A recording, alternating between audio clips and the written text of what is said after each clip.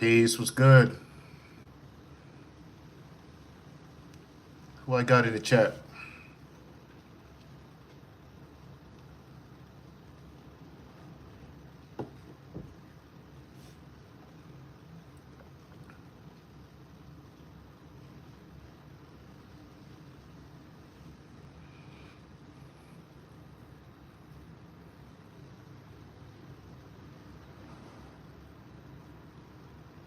Who do I have in the chat tonight?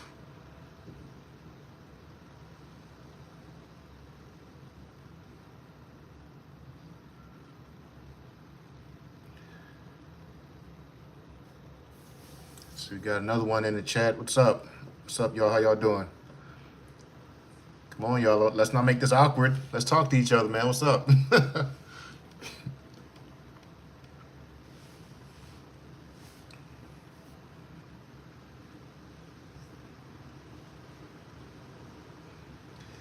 King Marcus. Hey, what's good, boy? Glad you caught the live stream, man. Sorry you missed the last one. I just be sporadic with this stuff. I told y'all that, man. Like I don't really like planning stuff. I just do it when I like feel inspired to do it. And I put out a notification about this one, but it was short notice. Cookie Monster. Hey, what's up, friend? How you doing? I'm good. I'm good. I'm blessed, man. I'm feeling really good. Feeling good today.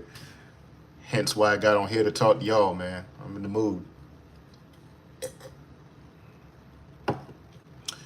How y'all week going? What's the news? How's life treating y'all? How's the family? How's the friends? Boyfriend, girlfriend, husband, wife, whatever y'all got going on?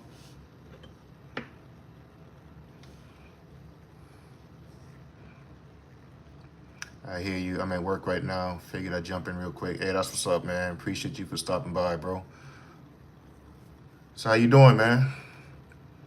What do you do, by the way, if you mind me asking?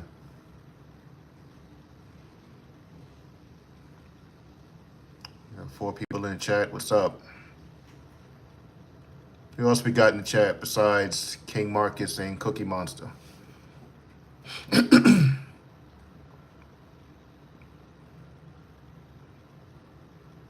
All right, so while y'all type whatever it is y'all typing, you know what I'm saying? This week has been pretty hectic for me. I'm moving this week. At the end of the week, I'm moving on Friday. Like, y'all know how it is, man. Military, travel, we change every 2 to 3 years. So it's that time for me again. I'm out of here at the end of the week. And, oh, snap. Yo, the homie is in. Lori Bab, what's up, homie? What's up? How you doing? Hi, I missed your last live chat. How are you? I hope all is well with you and your wife. Oh, yeah, we good. We are blessed. Thank you for asking, and hope you and your family doing well as well. Hey, Lori, one of the realest ones I got on here, man. Like, she always watch my videos. She joined the membership. You know what I'm saying? I really appreciate the support. Thank you, friend. I appreciate you. Yeah, like I was saying, hectic week, moving and stuff like that. So, yeah, y'all know how strenuous that could be. You don't realize how much stuff you got until you got to move, man. My God. We try to keep my wife and I, we try to keep our house, pretty clear and clean. We don't like a whole lot of clutter. But man, I'm telling you, when you got to dig into cabinets and closets and move all that stuff, you realize, damn, I didn't realize I had all this stuff. Okay, Marcus, I'm good, man. I'm a truck driver. I drive diesel fuel tanker. Oh, hey, that's what's up, boy. Yes, sir.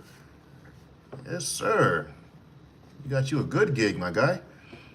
David, yo, what's up? Hey, what's up, David? How you doing, my man? How you feeling? Marie says, I'm good. We are all doing really good, too. Appreciate you, too, and your videos. Yes, ma'am. I thank you guys for supporting. I would have quit doing those videos a long time ago if I didn't have people like you guys that was encouraging me and inspiring me to continue doing them. So, it's like you put things out there, and then, like, when you see, the results that you're getting, and sometimes it can be discouraging about the numbers. That's the hard thing about YouTube. If you don't see like hundreds of thousands of views, you might get discouraged and stuff like that. But you see that one comment from somebody that lets you know that, hey, your videos really impact me. I really appreciate what you do. That inspires you to keep doing it. So I owe it to y'all. I owe it to you guys. I hate moving. Yeah, I mean, I do too. And that's why I'm tired of this life, man. Like, I've been in the military, what, 14 years now? I just want to retire and be done, man. Like, once I settle down somewhere, I'm not going nowhere. That's why I got to build my dream house or my dream like property and stuff like that.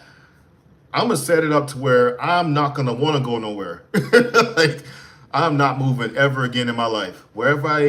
Um, wherever we settle at after the military, that's where I'm gonna die at. I'm not going anywhere. We will travel, of course, but as far as me moving again, not gonna happen. I really want to get out of Jersey, honestly. I hear that, man. I hear that. I don't blame you too, man. I mean, you can't do cold your whole life. Shit, well, I know it's stupid cold up there. I can't do cold. That's one thing about me. I cannot do it. Good, bro. Cookie Monster says, I recently moved and now I'm packing. Packing is much worse. I have so much stuff. I got to get rid of a lot of it. Yeah. Well, I got rid of a lot of it. Yeah. Oh, yeah. Yeah. Moving is something else, man. I really hate it. I can relate to almost all of your videos. It has helped me to understand that I am not alone out here. Yes. Yes. And that's the beauty of doing these videos too, Lori, is that sometimes you feel that way. You feel like you're the only one out there. You know, things happen in your life and you may ask yourself, why me? And then that's the beauty of this platform, is that I get to share certain things, things I endeavored, and when I put these things out there and to have somebody come back and say, hey, yo, like you were talking to me, or, you know, I can relate so much to your videos. I mean, there's nothing like that. I mean, that's why I love this community, because it gives us a safe place to have these discussions without judgment, anything like that. We can be transparent and vulnerable. Like, sometimes we feel like we can't do. You know, a lot of us put on masks when we go out into the world. You know, people ask you how you doing. Oh, I'm fine, but you know you're not. You know what I'm saying? Or you might have something that you might want to get out that you may not know how to get out. And that's what this platform is for. Nobody talks about these topics. I mean, yeah. I mean, that's one thing that's one reason, again, why I honor this platform, because these things just come to me. Like I said, I always wanted to be able to share parts of my life that's going to be beneficial to someone else. You know, I don't want to just talk about the normal everyday stuff. I like talking about stuff that people don't like talking about, the stuff that we may overlook all the time. You know, I like talking about things like that. I don't like talking about the typical everyday stuff. Your videos relate to my life, and it just shows most of us are the same, or share the same story. Oh, yeah, absolutely. Absolutely. Like I said, sometimes you ask yourself, why you? And you come to find out, man, people out there got the same story that you have, or even worse sometimes, that make you think to yourself, like, shit, I don't even got no reason to complain when you hear some other people's stories.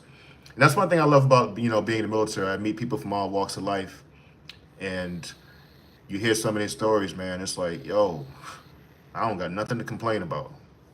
So it humbled me in a lot of ways. That, and you travel and see different people's situation, and it's like, yo, what am I complaining about? I agree, Bab. Yeah.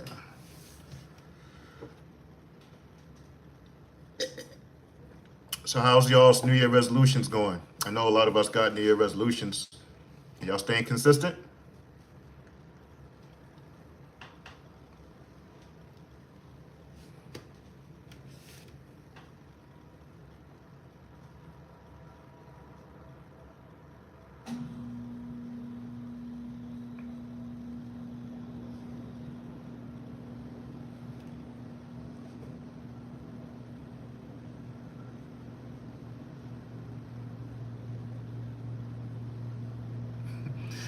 Cookie Monster says, I recently finished work, and man, I hate my 9 to 5. Even though I'm great at what I do, I get blamed for things that are not my fault. A lot of times it's others' fault, but I'm blamed.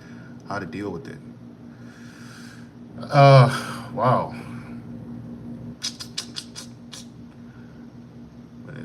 You're being blamed.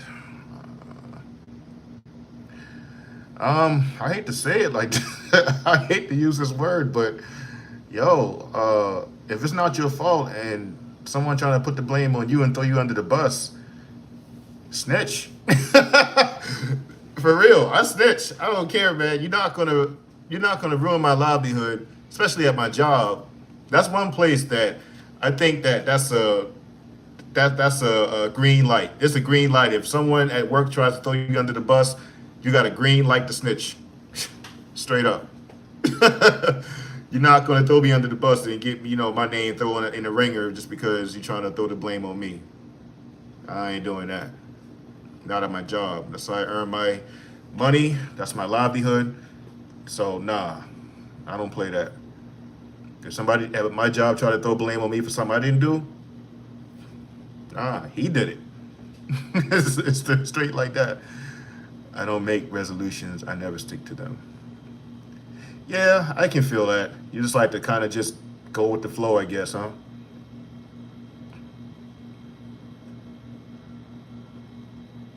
I mean, it takes a lot to even admit that, honestly. Nah, lasted for a week, maybe two.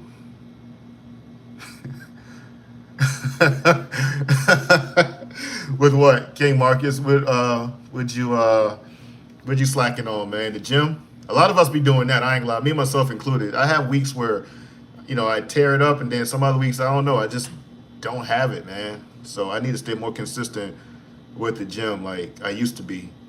Gets tougher as you get older, man. I would always keep track of your stuff and make copies to cover your butt at all times. Yes, yes.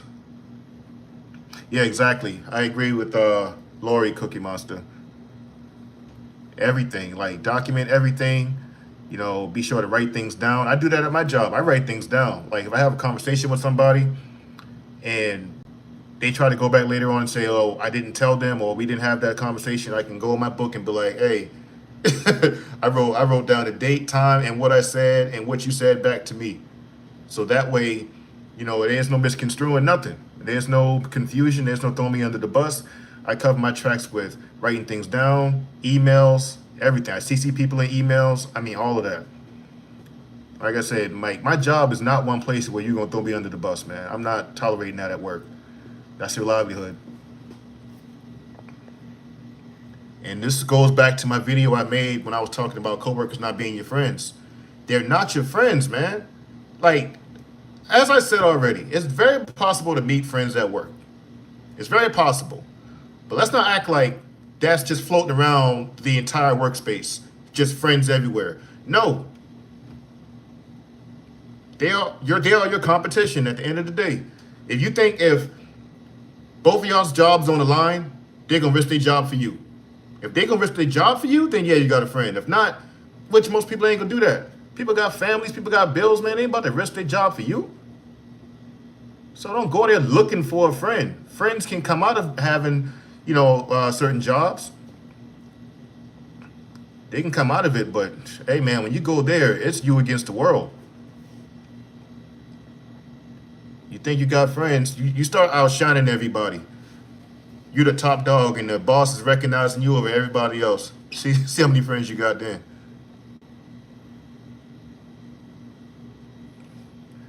Trying to tell y'all, man. Oh, my coworkers like the facts. Facts, man. Big facts. That's how I look at some of my coworkers, man. Like, there's a few that's cool, but man, for the most part, man, nah, bro. Like, I'm here, do a job. Outside of my job, hey, man, I don't know you. You don't exist to me. Doggy dog, straight up. That's what it is, man. Nobody gonna risk their job for you. K Marcus says the gym and everything else, LOL, trying to get back on track though and not make excuses. Hey, that's what it's all about, my boy. No excuses this year, man. I know even like when you don't feel like it, there's days I don't feel like it at all. I just be like, yo, why am I here? I had that mentality, but I still try to give a good 20, 25, maybe even 30 minutes and then go home on days I really don't feel like it. I mean, that way you did something, You don't gotta go all out every day. Hour and a half, 2 hours. Sometimes only 20 minutes, 30 minutes. You know what I'm saying? Quick blow through workout and go home.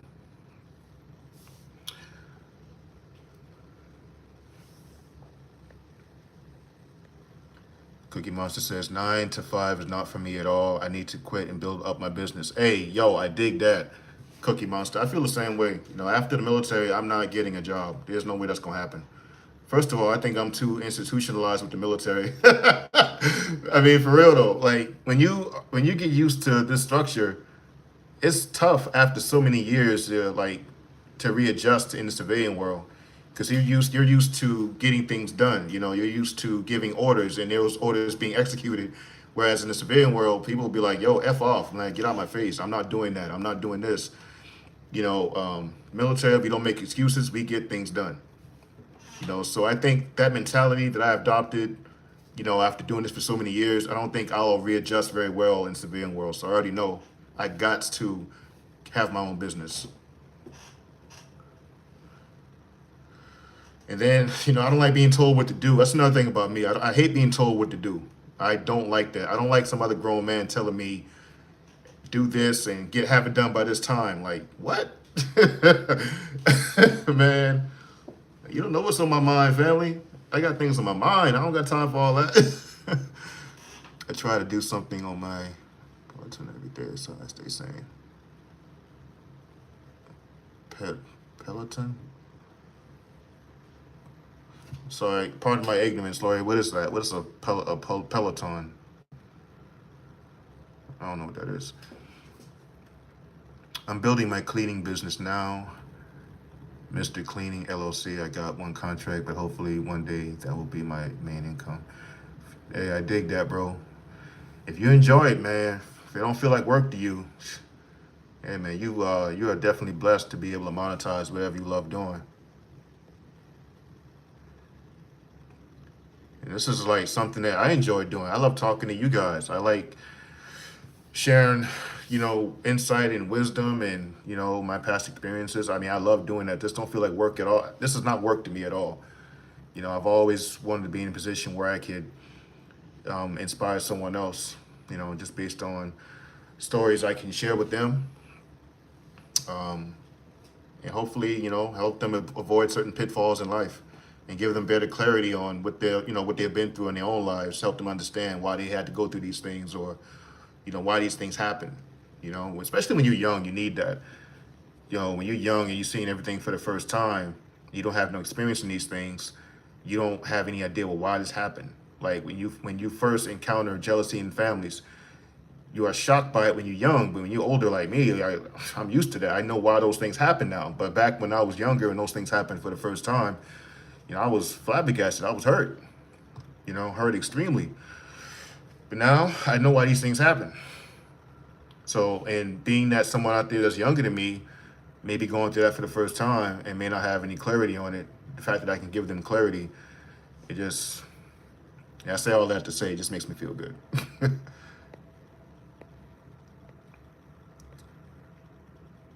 Very true, and everybody's actions have consequences, but not out of the civilian world. Yeah. Facts. This trucking life pays too much to walk away. Yeah, but it's not always about money, my boy. It's not always about money. You know, it's about happiness, and of course, you need money. And a lot of people stay at jobs they hate, man, for the sake of what they pay. You know, I understand it, but at the same time, that's why a lot of people are miserable because they're not doing what they enjoy. They're doing it just because it pays well, but they're not happy at the end of the day, man. Like, I think when you get to a certain point, I mean, there's only so much money you can obtain, you know, before it's like, all right, that's enough. Like, I don't need any more money. I'm fine. Like, I need money, but I'm not like thirsting for it or hungry for it anymore. I'm comfortable. And at that point, it's like, okay, what else is there? You know, and then you're looking for something to fulfill you, not just chasing money. I mean, that might be cool for a little while you're young, man, but at some point, it's all about purpose. We're like, what are you doing that fulfills you, makes you feel like you're fulfilling your duty here on this earth, you know? That's more important. My dad was in the Air Force for 26 years and retired and stayed in Montana. He went to college after he retired. Oh, Peloton bike. Okay. Okay. That's what's up. 26 years, man. Wow. Props to your dad, Lori. I can't do a day past 20, friend. I'm not. 20 years, that's it. Get my paperwork. I'm out. I'm not doing a day past 20. So props to your dad. He was able to stay that long, but most people can't do that. Most people can't do 20.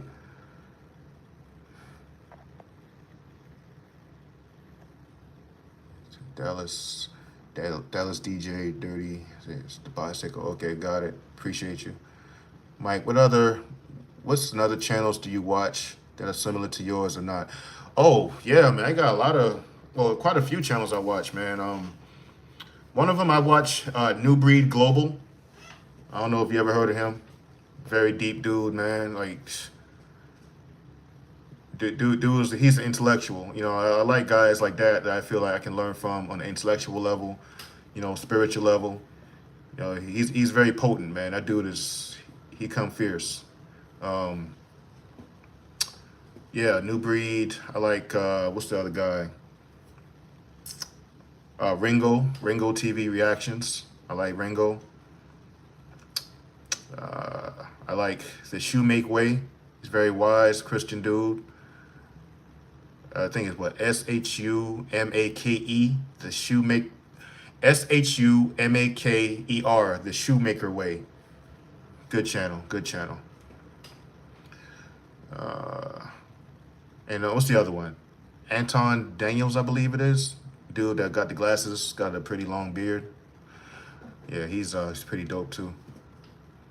It definitely eases one's mind to be able to speak with someone about your life sometimes. Absolutely.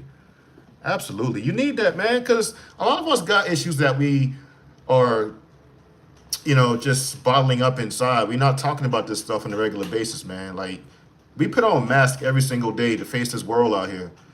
Nobody's talking about their problems. The world got their own business going on. No one cares enough to sit down with you and talk to you about what's on your mind. You can have something on your mind that, like, man, you can be teeter-tottering between life and death on certain days. Some people, not everybody, some people. You never know what someone's going. That's why I respect everybody, man. You don't know what's on someone's mind. It can be one thing you say to that person that can just tip them over the edge. People out here battling all kind of stuff solidly, man. And like I said, we're not able to talk about this stuff.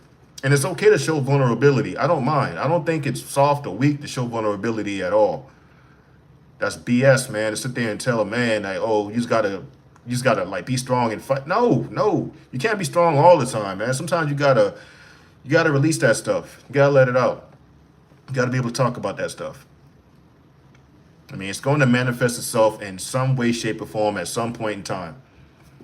That's why people out here going crazy, man. People out here doing all these freaking mass shootings and stuff because they feel like they got to a point they got so much pent up aggression. Something tipped them over the edge, and now they just, without any logic at that point, they just decide this just has to come out, and it comes out in the form of violence, unfortunately. But yeah, I'm very big on having these types of discussions, man. People need to have them, especially in today's time, man. We got so much trash on the internet nowadays.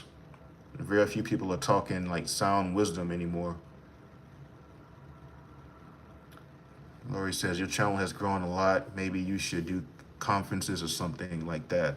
I know that it's not the right word. I can't think of it. Oh, you mean like, not conferences, but you mean like, what's the word? Oh my goodness.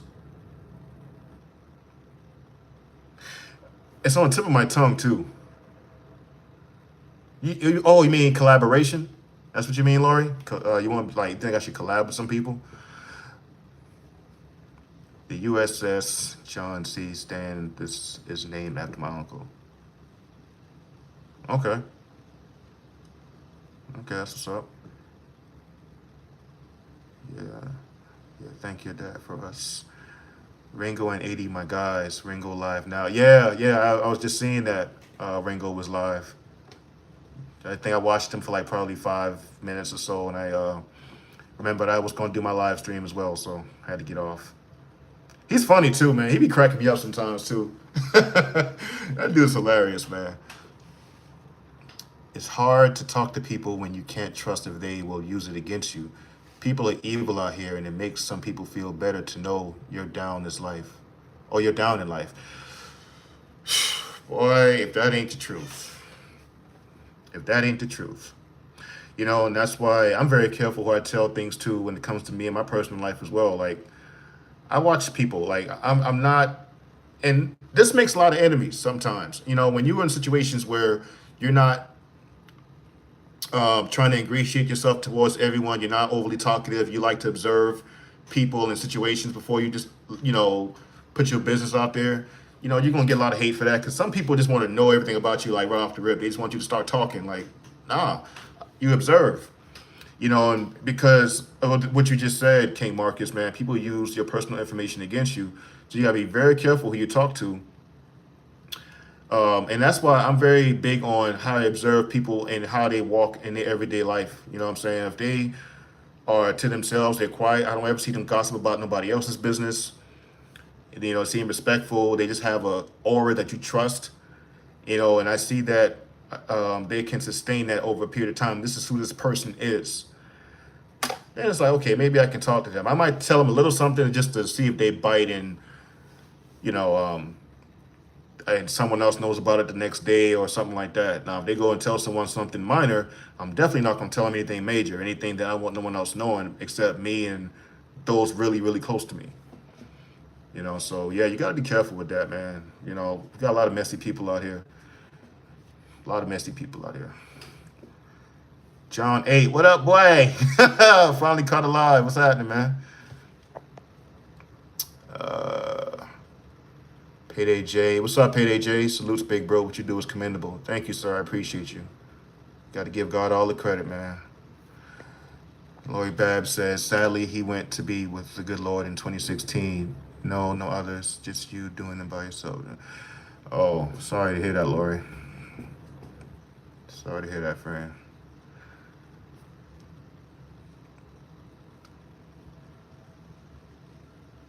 Stennis. John 8 says, what's good, bro? Good to be here. Hey, glad to have you, man. Glad to have you. You've been a long time supporter as well. I think you was subscribed to me since I had under 1,000 subs, right? Something like that. You was with me for a long time, man. Thank you for your loyal, you know, your loyal following. I appreciate that, man.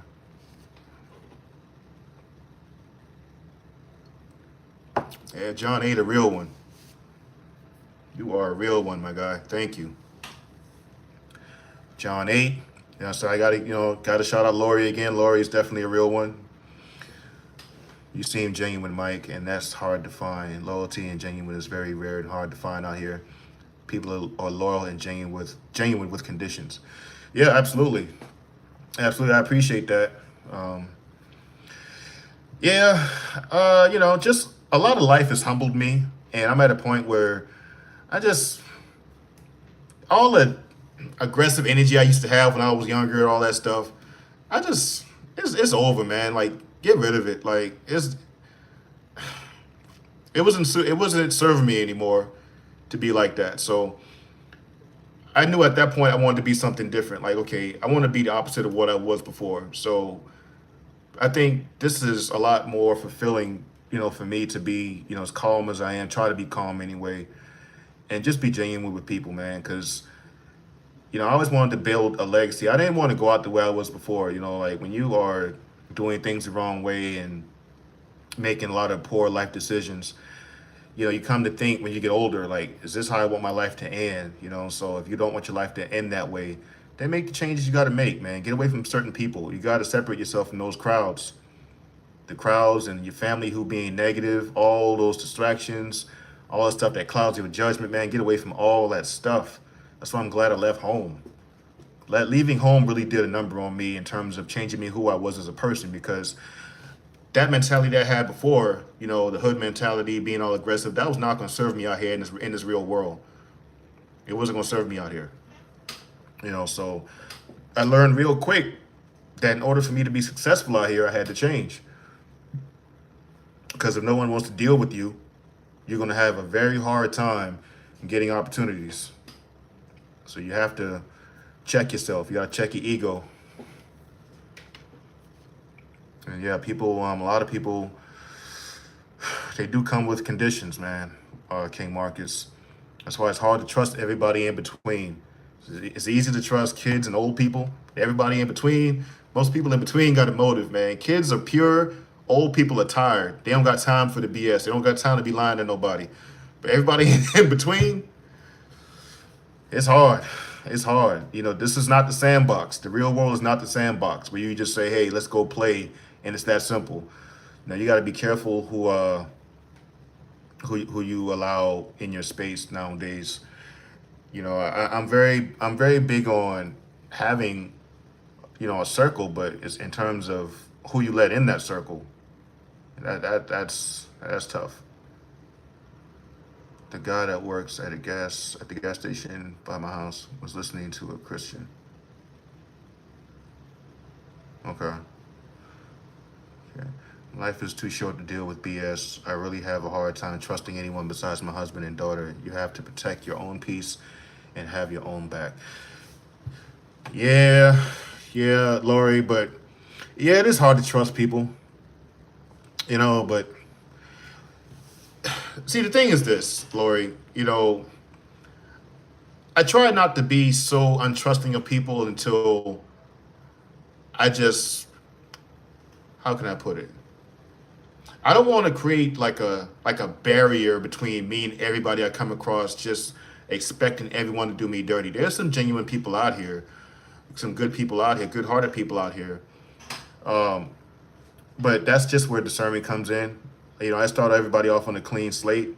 I have a basic level of trust, but I mean, I don't overly trust them because I already know that people are capable of letting you down. But I try not to condemn them before, or what's the word? I try not to have a condemning attitude, if that makes any sense. Hey, what's up, love? My wife's in the chat, y'all. What's up, baby? But, you know, if that makes any sense, Lori, I try not to have a condemning attitude. Like, before they even do anything, I'm already just, nope, I don't trust them. I don't trust them. No, I try not to be like that, unless they give me a reason to be like that. You know, I'm always watchful, but not everybody deserves to not be trusted. Some people, yeah, but there's some good people out here. Just a matter of using your discernment. What you doing up, woman?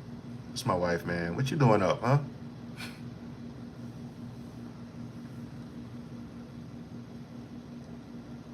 Yeah.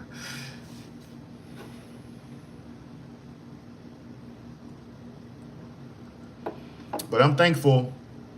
I'm just thankful, man, for a lot of the lessons I learned in life, the things that God has allowed me to survive and learn from. And yeah, it was not easy and definitely not painless obtaining, you know, this level of wisdom. It comes with a lot, man. You know, in order to be wise, you got to go through a lot. You gotta hurt a lot. You know, in order for you to learn not to keep your hand off the stove, you got to get burned first. When you get getting burned does not feel good. But guess what? You know not to do that again. So it comes from a lot of life experience. I lived a lot in 40 years. So, you know, I feel like I want to do like a quick Q&A with you guys real quick. Let's play a game. So I want to know, what is it you want to know about me? Is anything, I mean, I don't care. Ask me anything. And I'll be more than happy to answer it. Because I want you guys to know me up close and personal too. I don't want to be just a guy just making videos and talking to y'all, but y'all don't really feel like y'all know me. So I'm opening up the floor for questions, and I'll be more than happy to answer them. Except you, wife. You already know me already. You don't need to ask me no questions.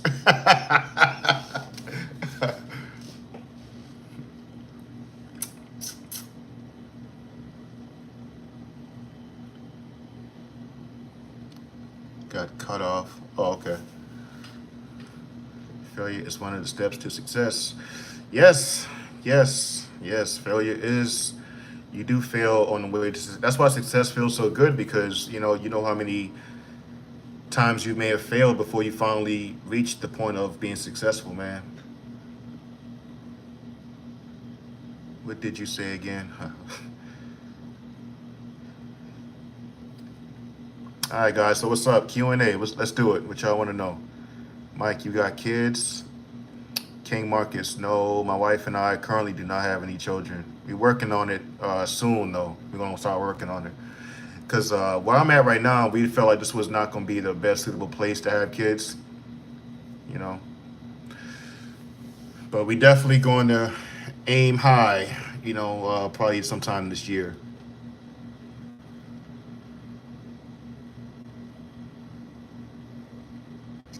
How do you handle things when you're going through a tough time? When I'm going through a tough time, I take time. I take a lot of time to myself. Like when I'm really going through a tough time, I take a lot of time to myself. I try to stay away from people because number one, I try not to take out any frustrations on anyone else. I don't want to be that dude, right? So I stay away from people completely. My wife will even tell you, like, I don't talk to hardly anyone when I'm going through a real tough time. I spend that time to myself, number one. And I remember oftentimes when I've been through tougher times than that, that this is only something else that's going to make me stronger. Of course, I pray as well. I pray. I ask God for the strength to make it through those tough times. And I reflect on my life. And knowing I've been through a lot tougher times, and like I said, what I'm going through currently, like, if I tell y'all a lot of the things that I've been through as a younger person, man, after that, there's nothing much more that's going to break me after that. So I feel like now I'm at a point now where I'm numb to a lot of things because I've been through so much when I was younger. So now when I go through tougher times, I realize this too shall pass. It's life. You're gonna have moments of being up and you have moments when you're down. That's everybody. No one's exempt. So I'm at a point now, I'm strong enough to just deal with it and just go through it. I'm human. I'm going to have emotions. I may be pissed off. I may be sad. I may be emotional. I may cry one day. I'm human. Whatever I'm feeling, I let it out. I go through that emotion and, let it run its course, and just go through it. And, yeah, just keep pushing, man. So we all have our moments.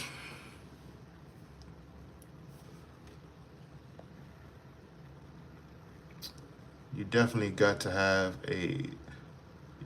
like a thick plastic shield in front of you because everybody's being a weirdo these days. Yeah, man, for real. A lot of people being weirdos these days, man. Like it seemed like the things that were once highly regarded are no longer highly regarded. Things that was considered once a good thing to do is now not a good thing to do.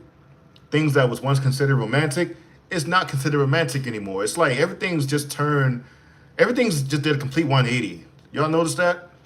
Like nowadays, you can't even compliment a woman without somebody saying, "Oh, you simping." Like what? You're supposed to be attracted to women, man. What are you? I don't want to say the word, but but y'all know I'm going with that. Or I don't know. This world just confuses me. That's why I stay to myself a lot. Because I don't got time for the foolishness, man. Anybody who I let near me, you can't be on that matrix boat, that matrix BS. I don't do that stuff, man. I'm a free thinker. I don't like buying into all that chaos that the world brings. Keep it far and away from me. Okay, good luck to you and your wife. Appreciate you, Marcus. Appreciate you, bro. Give him the benefit of the doubt. Hello, Mrs. Mike. Hello to those who just joined the chat. Thank y'all for stopping by. I appreciate you guys. What do you think about all the shenanigans going on in the church? Oh man, don't get me started. Oh my, woo! Don't get me started on that one. Oh my Lord. Oh man. I was just watching the TD Jake scandal not too long ago. I was keeping up with that because, well, let's just be clear on one thing. I was never a fan of TD Jakes at all. I've always can see right through him. I can see that he was a motivational speaker and not a person who's preaching the unadulterated word of God. He's not going up there and telling you to turn away from your sins or you're going to be damned to hell. He's not telling people stuff like that. He's telling people that you two will get through this tough time and stuff. Like, okay, we all know that, bro. Like, there's nothing that you're not. It's nothing that people don't know already that you're telling them. Motivational speaking, like, and yeah, all the shenanigans going on in the church though, it's a shame. You know, that's not the church I remember growing up in when I was coming up. And this right here tells us clearly that we are in the last days. You know, it's too much going on. It's gonna come a day, you know, I believe sooner than later that God's just gonna be like, yo, this is enough. Nobody knows the day or the hour, of course, but it's gonna get to it's so chaotic. Look at what all was going on. Church chaos, you know, gender wars, you know, men and women hating each other, all of it. People getting divorced left and right like crazy now. No one's staying married anymore. All the violence, man, the chaos, people doing mass shootings, you know, just all this stuff going on. It's going to have to get to the point where God just going to come call it. It's enough. It's enough. You know, this stuff is, man, what happened? I don't know. Like, what happened? What happened? I'm in my 40s and never thought I would see the world as it is today. It's hard raising a 14-year-old daughter right now. Oh, I can imagine, Lori. Matter of fact, no, I take that back. I could not imagine. I could not imagine raising an adolescent teenager in today's society. I mean, do you homeschool your daughter? I think you said something about you homeschool or something like that, if I remember correctly. Because that's the way to go nowadays. These kids is out of their freaking mind. Out of their mind, bro. I'd be scared having a kid nowadays. Especially a daughter. I would never let her out the house. Okay, Mike, how do you feel about Trump getting back in the office? So hate to be the bearer of bad news, Marcus, man, but I don't discuss politics on my channel. That's one thing I don't do. I don't do politics, bro. That's one territory I just do not touch, man.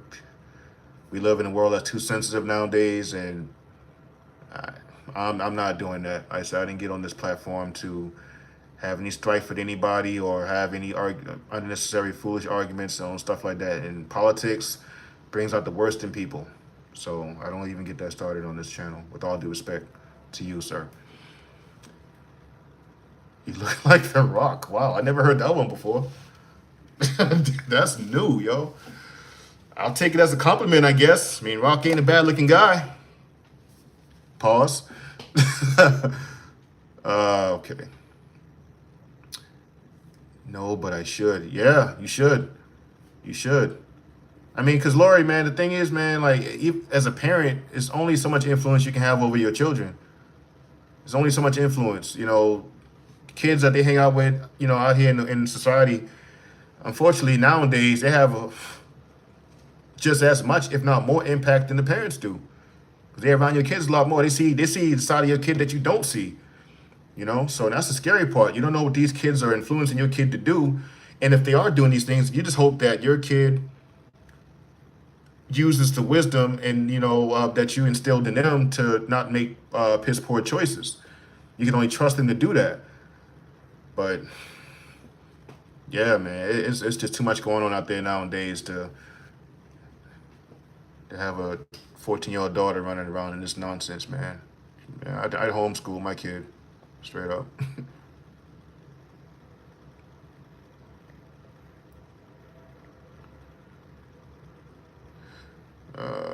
Payday J says, Big Mike recently, bro, 5 years. Oh, your younger brother, okay. Your younger brother moved in and he just don't have the ambition. I lead by example, but he don't follow.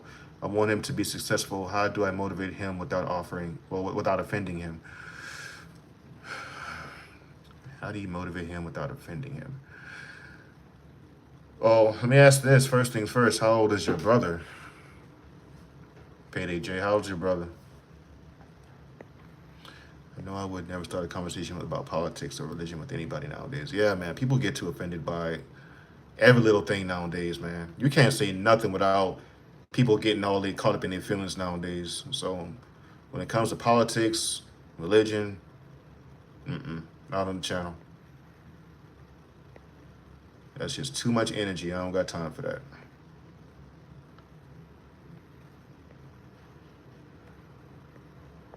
Hello, Mr. Dallas. Thank you for supporting my husband. That was good. I had a good laugh, but there I needed that.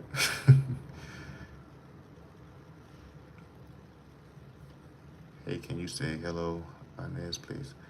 Inez Tomei. Did I say that right? What's up, Inez? How you doing?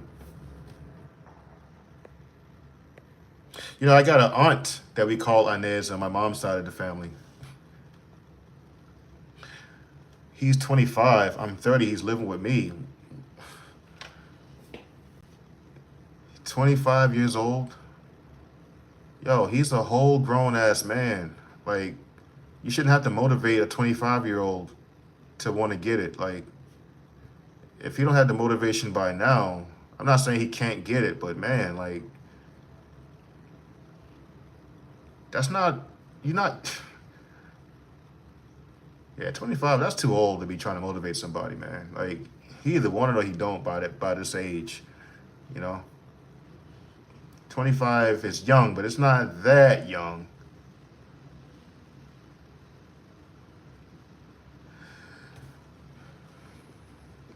I mean, so let me ask you this, like, if he's living with you, is he helping out with responsibilities, helping pay rent? I mean, fill me in on that type of stuff. Now, if he's just sitting around just playing Xbox and eating all your cereal, then that's a problem if he's 25.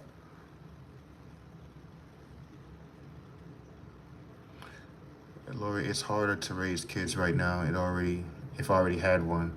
With these social media and the environment, you have to choose a good environment. Oh yeah. Yeah, facts, babe. Yeah, God bless us with kids, man. We gotta raise our kids, in a good environment. Like, the environment is very important to me because I grew up in the hood. I grew up like seeing all kind of stuff I should not have been seeing. And so I knew the impact that had on me. Just thank God he had grace on me and had mercy on me, and I was able to survive those things. But a lot of people I knew did not survive those things, or they didn't come out unscathed. So I'm very thankful. Oh, excuse me, y'all.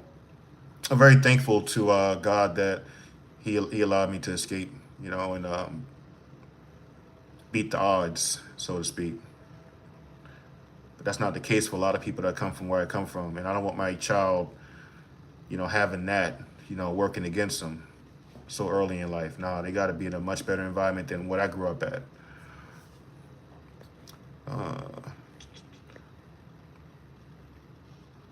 What nationality are you? I'm American, Inez. What about yourself? Dallas Dirty says, it might just take another year or two to see the light as it were for you, bro.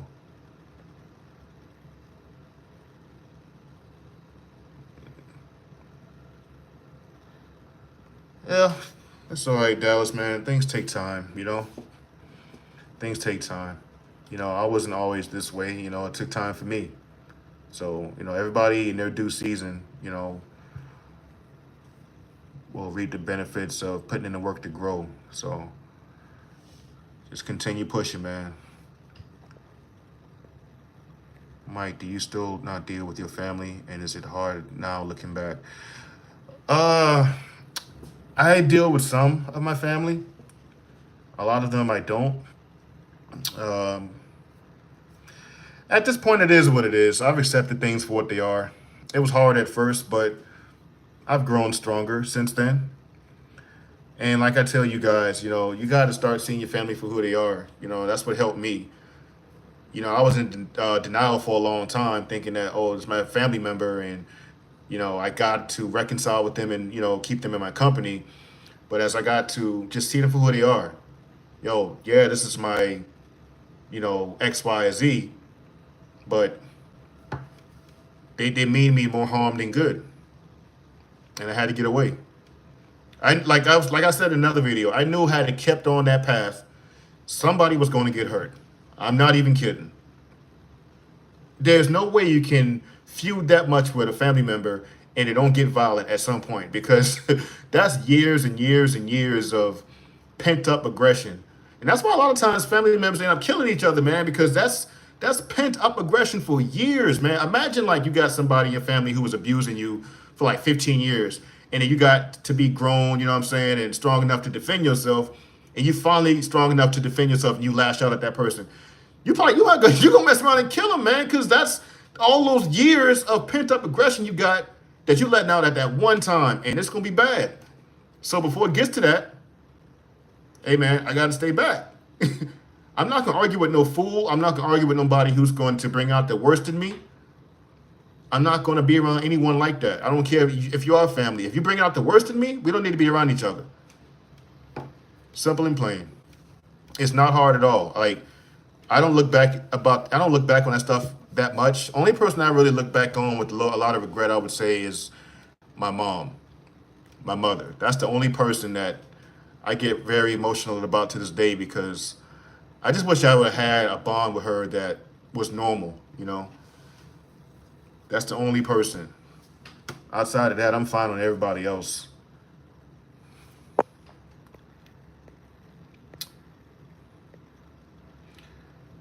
It is hard. We keep her off social media, and she understands that it's not good for anyone, and she watches other kids at school. She mentors kids right now that have mental health issues. Yeah, Lori, good for you. Keep her off social media, yo. That social media is the devil. Especially now. Social media used to be more innocent, like when it first came out. Like when Facebook, Facebook, for example, right? Facebook was just about messaging and posting, pictures and things like that. But nowadays they got all this like damn near soft porn on them things now, man. You gotta watch what your kid's watching. It's crazy. My friend had a baby when she was 14. When we were 21, she had a 7-year-old. Dang. Damn, yeah. We had a few at our school too that was like that. I think, I kid you not, man, I can't even make this up. When I was in elementary school, there was a girl in my 4th grade class who had a kid. Can't make it up. I remember the way that teacher used to look at her, man, with utter disgust and confusion. Like, how the hell did that happen? Which would be anyone's reaction. 4th grade, and just had a kid. That is sick, man.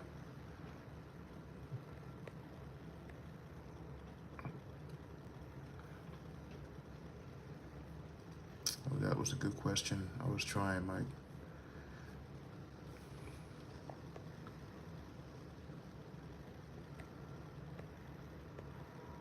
I'm sorry, you lost me a little bit, Dallas. You was trying what? Oh, okay, okay, I see. I'm sorry. You said, yeah, maybe just have to let him figure it out on his own. I mean, yeah, you got to, man. You got to figure it out on his own, bro. Like, there's only so much you can do for a person. And at that age, especially as a man, that's what I don't get, man, about a lot of the younger men nowadays. Like, when I was in my teens and 20s, nobody had to motivate me to want to go get money for myself or to try to make a better life for myself. Nobody had to motivate me to do that. That's something I wanted to naturally do as a man anyway. I feel like as a man, you gotta make your own mark in this world and get your own, man. Like, and if you're not doing that, like, what? Wow, I don't know. I just don't understand that mentality. I just don't. At least try. If you don't have a lot of money right now, that's cool. It's not about money. It's just about your effort. That you trying to do something for yourself instead of just sitting on your ass all day, just watching TV and playing Xbox. I just don't understand that. Nobody should have to motivate another man to get anything for himself. He should want that for himself naturally. I mean, and if you try to motivate your brother and he's just slacking and like as if, he's being nonchalant about it, then at some point you got to wash your hands. And that's the hard part sometimes too with family, is that you got to sometimes learn when to just wash your hands, be done with them. Like, I tried all I can. To no avail. It's not working. They're not getting it. They don't want to get it. I mean, I can't hold your hand throughout life. You're responsible for your own destiny. Like, I'm responsible for mine. So that's just what it is. At some point you gotta know when to let family go. Okay, if that's the way you want to go, then that's you. That's your life. But don't get mad at me if I don't make the same decision as you and then claim that, I'm being fake because I'm not being like you. It's people are crazy out here. Like I've heard it all, yo.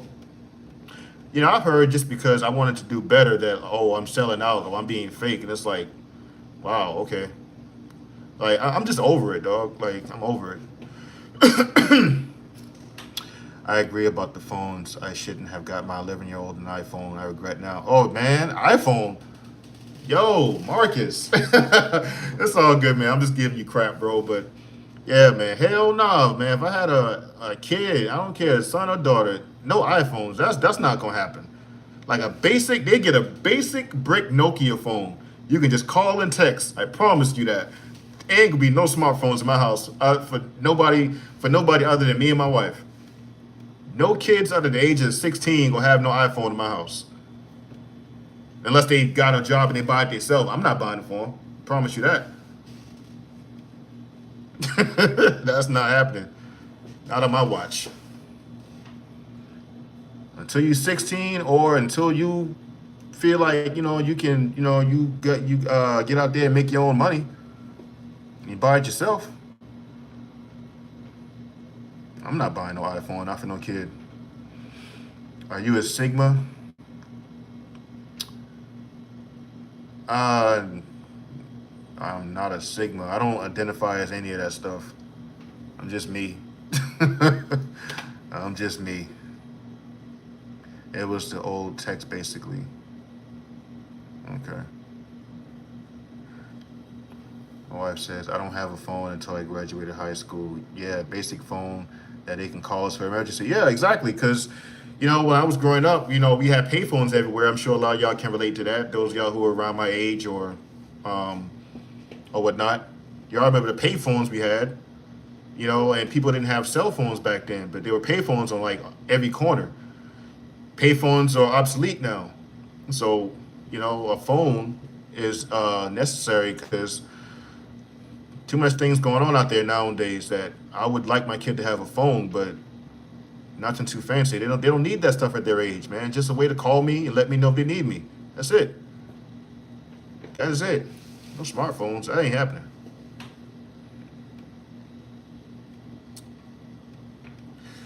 Wow. Doesn't even feel like we've been on an hour already. I'm enjoying the conversation. Yo, Dallas, you say OMG. What's up, man? Did I strike a nerve? So what we got next, y'all? What y'all want to talk about? I enjoy this, man. I really enjoy talking to you guys. I really do. I just like being able to get on here and talk to you guys in live time, versus making videos sometime where I can just make a video and you guys, yeah, I'm sure, I'm glad you guys like the content, but, it's nothing like being able to just talk to you guys live and in person. Technology is incredible, man. And we can have this conversation in the comfort of our own home.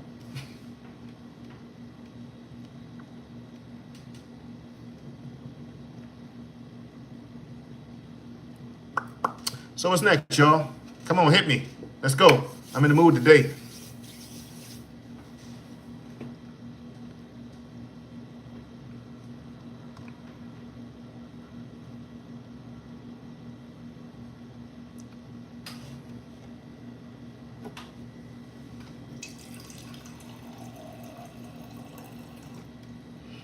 Man, what's up, man? Y'all went quiet on me. What's going on?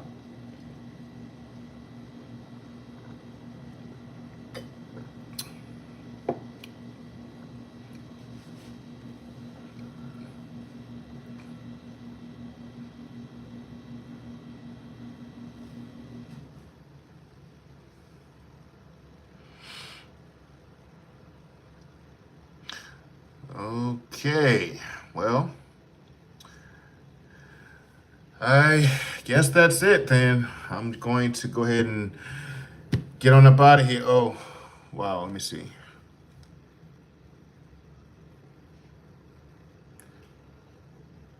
I'm real thankful I got a job. My phone's going to die, Big Mike. Appreciate the advice. Hope everybody in the chat's good. Hey, No doubt, man. Go handle that, man. Charge up that phone, my guy. And thank you for stopping by. Thank you for stopping by. I appreciate you, homie. I really, really do. Got to do this again sometime, man. I love these live streams, man. I think I'm gonna start doing these a little bit more sometimes in my regular videos because I just like I said, being able to chop it up with y'all live and in person.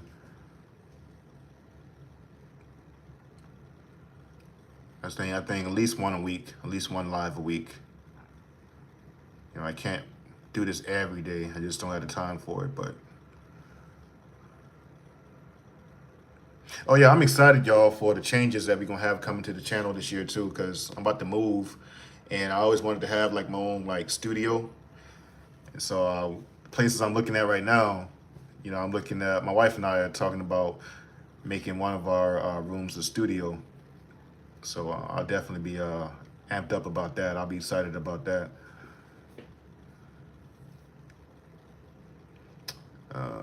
That's because time flies when you're having fun. Yeah, it do. You ain't lying, man. Time flies when you're having fun for sure. King Marcus says, have you thought about doing a live where people can call in, like 80 show? I thought about that. So, yo, Marcus, so check this out. I got like a funny view on that. So, yo, I be watching some of these live streams, man, of the guys who I like to watch, where they got people calling in the show. And yo, man, I don't know if I can do it. I might. Some of the people that be calling in on these shows, man, like I'm like, yo, what the hell wrong with these people, man? Like they be just so sensitive, man, and just blowing a stack for nothing. I don't know if I can't handle that, man. These people be tripping, like when they call these at these shows, or they ask a question that has nothing to do with the topic.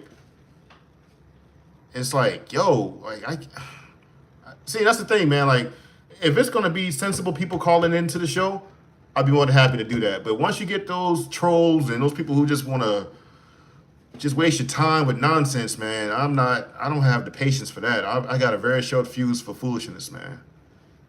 So I'll think about it. I'm on the fence. Lafini, did I say that correctly? I hope I did. Good afternoon. How you doing? Thanks for dropping in. I appreciate you. Dirty Dallas. Oh, Dirty Dallas DJ. I keep getting your name wrong. Dallas DJ says, now your friend being in 4th grade blew my mind. Yeah, man, that was crazy, yo. I remember her name too. Her name was Renee. I'll never forget that.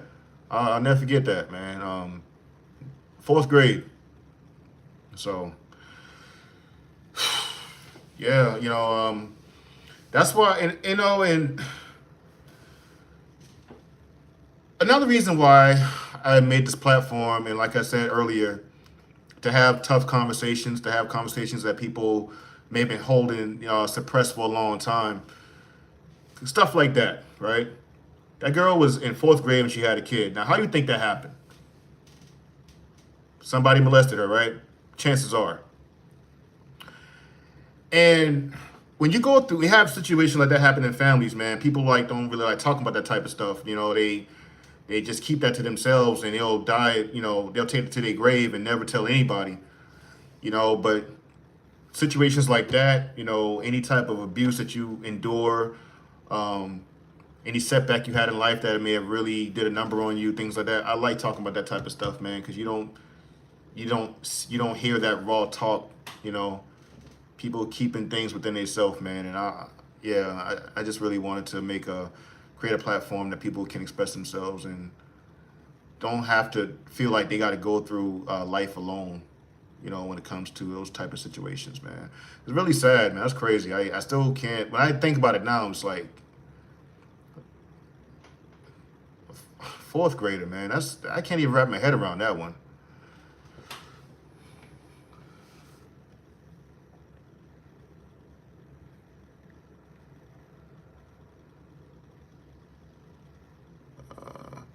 So don't want to get too personal. Is your mom still around?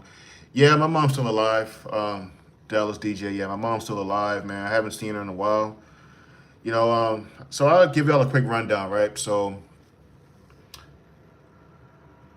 as you guys have been following me for a while, y'all know, like I said, my mom, she's been out there in the streets. You know what I'm saying? She made a lot of bad choices when I was younger. And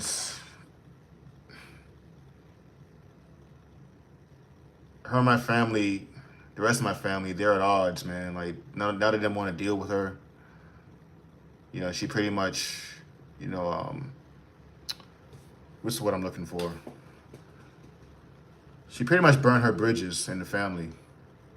You know, so she's been on the streets for a long time, and you know, I tried my best to try to help her at some point, but you can't help somebody who don't want to be helped, and that's the part that hurts, man. Your own mother, the woman who brought me into the world, is out there just living on the streets, man, and that one really tore me up. It still hurts me when I think about it,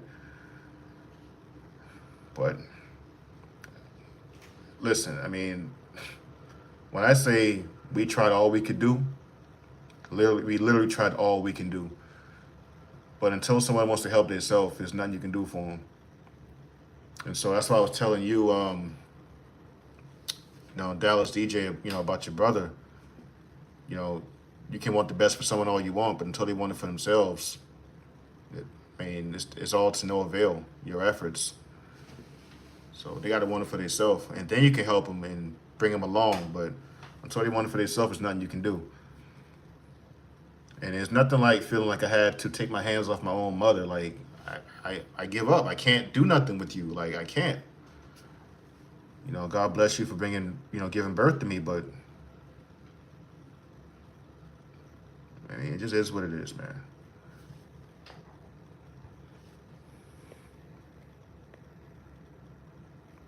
Make it so they have to be on camera. That should weed out them people. Yeah. It was good to do a live chat with you all this time. I wish you and your wife all the best and good luck with the move.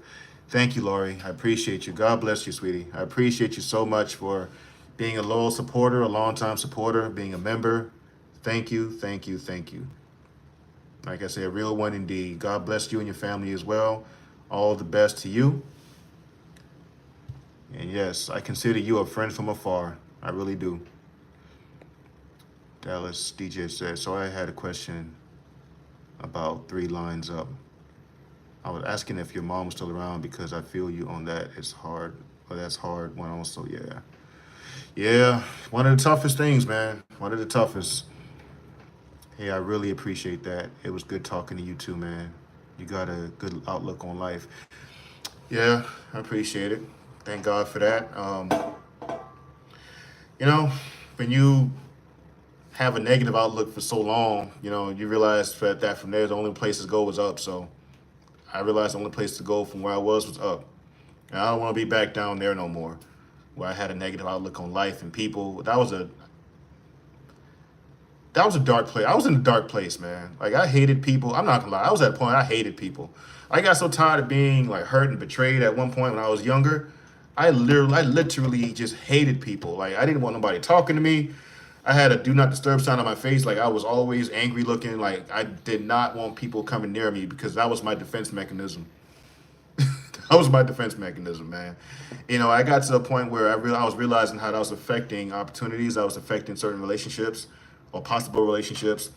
So I had to let that stuff go. And then when I got into the real world, like I said, I realized that I couldn't function that way. I had to be more, easygoing, calm, and approachable. And I got tired of that. It's also tiring too to carry that energy for so long. That's exhausting, yo. It really is. Very exhausting. Okay, I'll keep that notification on. Thanks again later, everybody. All right, Dallas DJ. Salute, my guy. T Sizzle. Yo, what up? What's going on with you? I like some of your vids, man. Thank you, T Sizzle. I appreciate it. Thank you for subscribing. Thank you for being a supporter. Hey, Big Mike. Thank you for your words. Ashley Daniel, thank you. Thank you for stopping by. I appreciate you. You're more than welcome. This is why I do these videos, like I always tell y'all, man. Like, to know that they impact someone else in a positive way, even if it's just one person. I've done my duty. King Marcus says, I hear you. I have a little sister who has no motivation to want her own and do better in life. She likes living under other people's roofs. She's 30 plus. It's sad, but what can I do? Exactly. You can't do nothing. You can't do nothing. If that's what she wants for her life, you can't do nothing for her, man.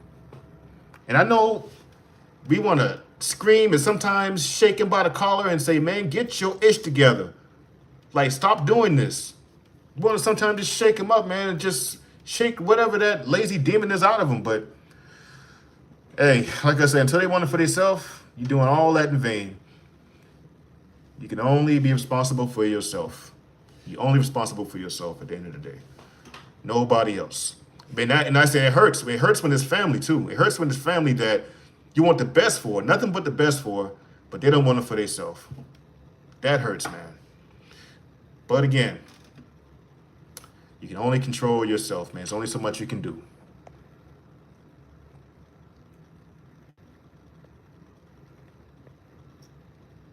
Ashley Daniel, that's where I'm at right now. Ashley Shamise. Hey, Ashley Shamise. Hey, what's up, homie? How you doing? Thanks for dropping in, friend. Glad to have you. Hey, y'all check out Ashley Shamise channel too, man. Sister Deep. Sister Deep. Very well spoken. Got some good topics, man. Y'all check her out sometime, all right? Kimberly D. Williams, how do you see your channel evolving?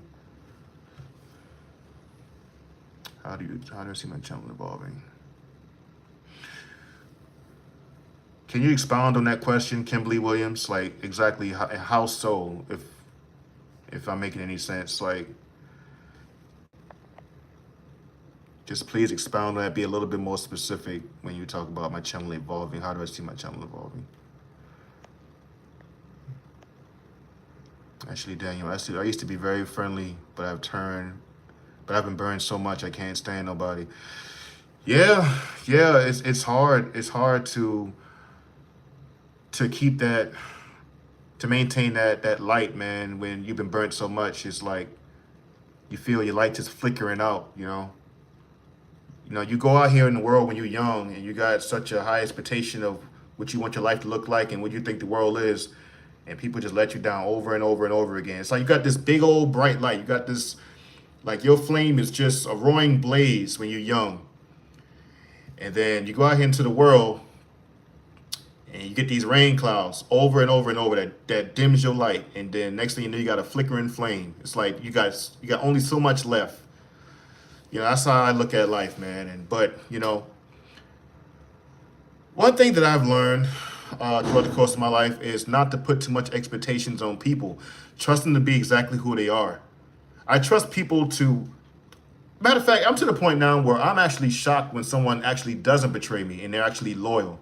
Because the Bible tells us that these things are in people. Like, evil thoughts are in people. People are wicked by nature.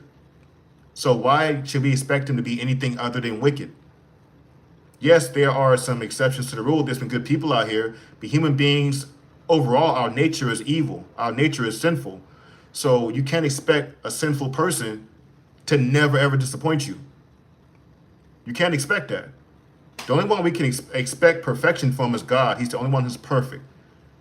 Anyone else out here has the capability, the potential to let you down. So while that's in them, that possibility is in them, don't ever sit there and don't ever think that, they're not capable of it. I mean, anyone's capable of doing you wrong. That's why I don't put too much trust in people. Yeah, you got a basic level of trust for people, yes, but to sit there and say that person will never do me wrong, that's foolish. Anyone's capable of doing that. So I'm at a point now, nothing shocks me no more.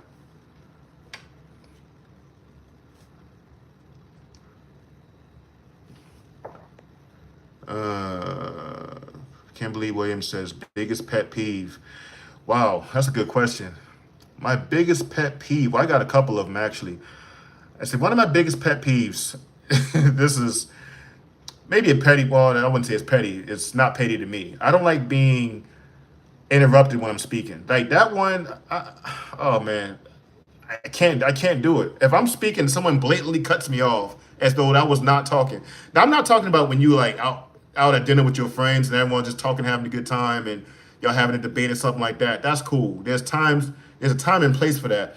But if you're trying to drive a point home, like if you're being serious or you're at a meeting or something like that and you're trying to get a point out and someone just blatantly cuts you off as though you was not even talking, I will check you right then and there, dog. Like, hey, I'm sorry, I wasn't finished. Like, I'm not gonna let that slide. That's a big pet peeve of mine. Uh, and also, my other pet peeve is someone not doing what they say they're gonna do. Like, if you expecting someone to come through for you and they don't come when they say they're gonna come, yeah. And extreme tardiness. I don't like extreme tardiness. I get it, people are gonna be late sometimes, but to me, that just, yeah, that speaks volumes. I don't like when someone's overly late. Like a little 1 or 2 minutes, okay. 15, 20, 30 minutes, an hour late, man, miss me with that. I don't like that. That's rude to me. What about yourself? Let's see. I have separated from my family as well, which will be one of my hardest challenges. That's not easy, as you know. It's not easy. That's one of the hardest things you'll ever have to do is separating from family. Like I said, that's your foundation. That's who you know the best. That's who knows you the best. That's your lineage. So it's hard to walk away from family. That broke me, man. I'm not gonna lie. Like when I did that, I had to walk away from certain people, I would say. It did a number on me. But I went through it. I got through it. And now I don't even think about it anymore. I knew at that time, though, that I had to, or else that things was not going how they were supposed to go. And once you realize that, it's like, man, I can't live my life like this. It's either you or them at the end of the day, and if they're not giving you the peace, that sense of security that you're supposed to have within family, what are you doing? Like, what's the point in staying? What's the point? Like, if you're going to get treated bad, you can do that with anybody out in the world. I mean, you don't need that from family of all people.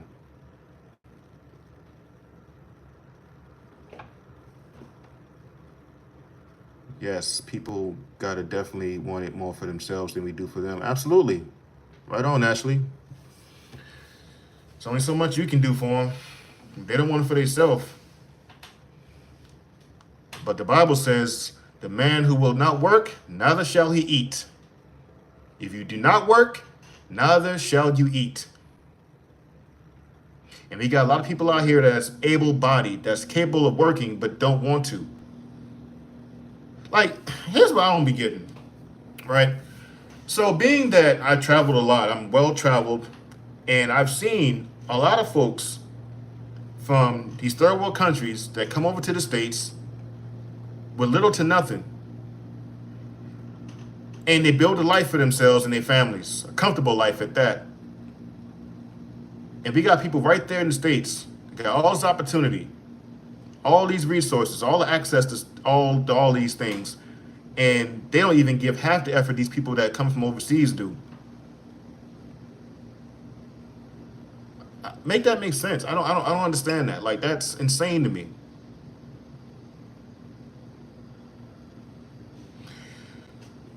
You can't make people want it for themselves.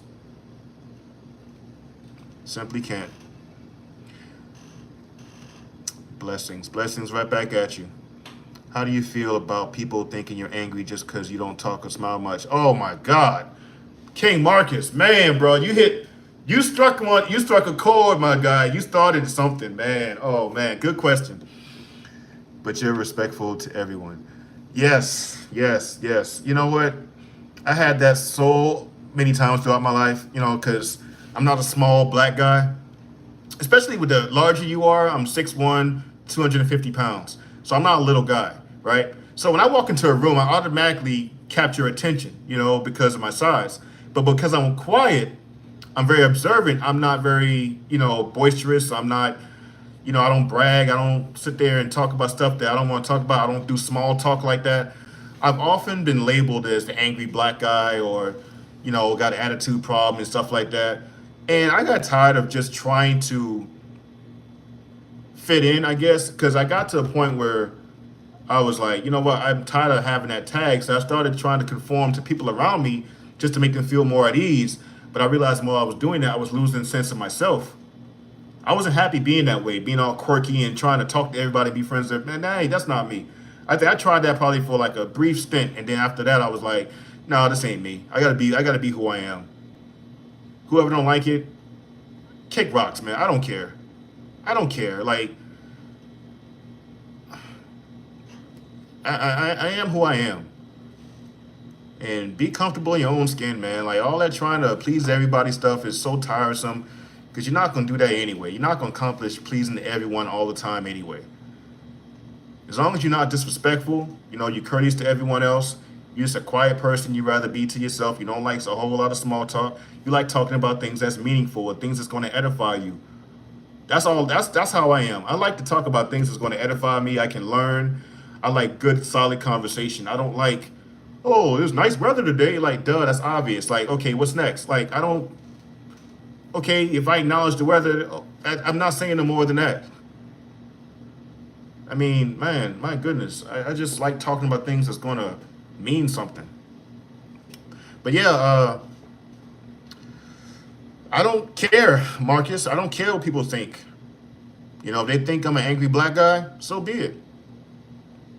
That's just from people who don't. And a lot of times, this comes from people that don't even have the nerve to come up to you and even talk to you. They're just looking at you from afar and think that because of, I guess, your aura or whatever. But until you actually talk to me and you know, ask maybe some questions and help you to get a better understanding of who I am, I don't really care what anyone thinks at all. Most of my family that I spent my holidays with are dead. Everyone else I had a solid relationship with them. Anyone I would only hear from them if they wanted something from me, like money. Yeah. Yeah, everybody got one in the family like that too. Only call when they need something. Well, through their actions, they're showing you where their heart is at. Through their actions, they're showing you where their heart's at. They only call you when they need something. You already don't give a damn about you. They don't care about you. You know, and all you can do is just don't be a fool. Don't let them take advantage of you. Do not let them take advantage of you. Yeah, they're gonna hate you.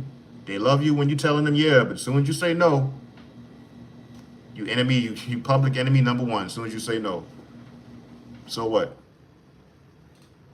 They'll get over it. Proverbs 13:4. Absolutely.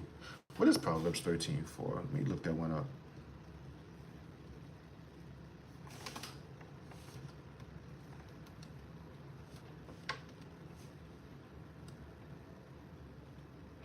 Oh. The soul of the lazy man desires and has nothing, but the soul of the diligent shall be made rich. Ashley Daniel. Yeah. That's dope. That's a good one. Thanks for dropping that. The soul of the lazy. Yep, that's facts. That is facts. And that's the young man who was just in my chat, Dallas DJ, that was talking about his brother, man. Dang, I wish he was still in the chat to get that one, because his brother sure could use that.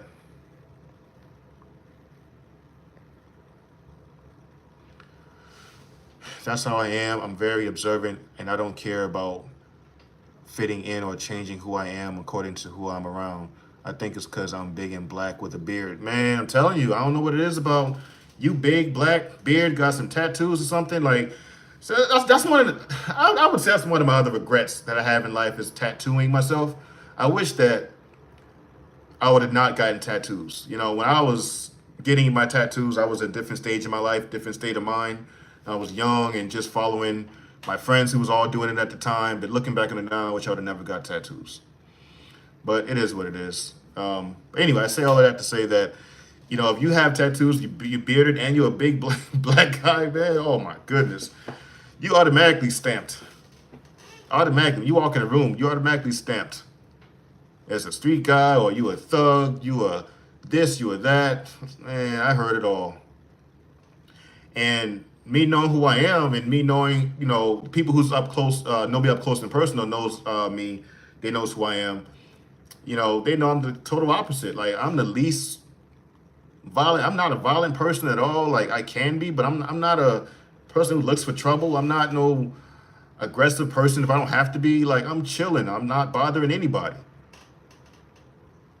I'm just here to get my work done and go home. I'm not here to bother anybody. I'm here to make peace. I'm very respectful. I don't want to bother nobody. I don't want nobody bothering me. But hey, people are gonna judge you regardless, man.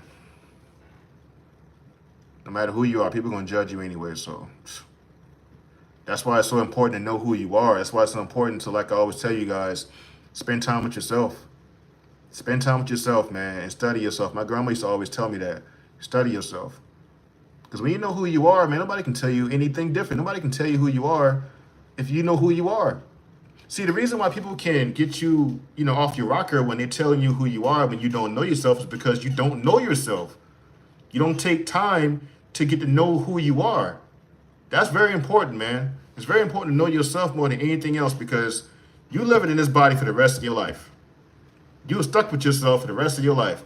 So why not know yourself? Why not know yourself? When you know yourself, no one can tell you jack.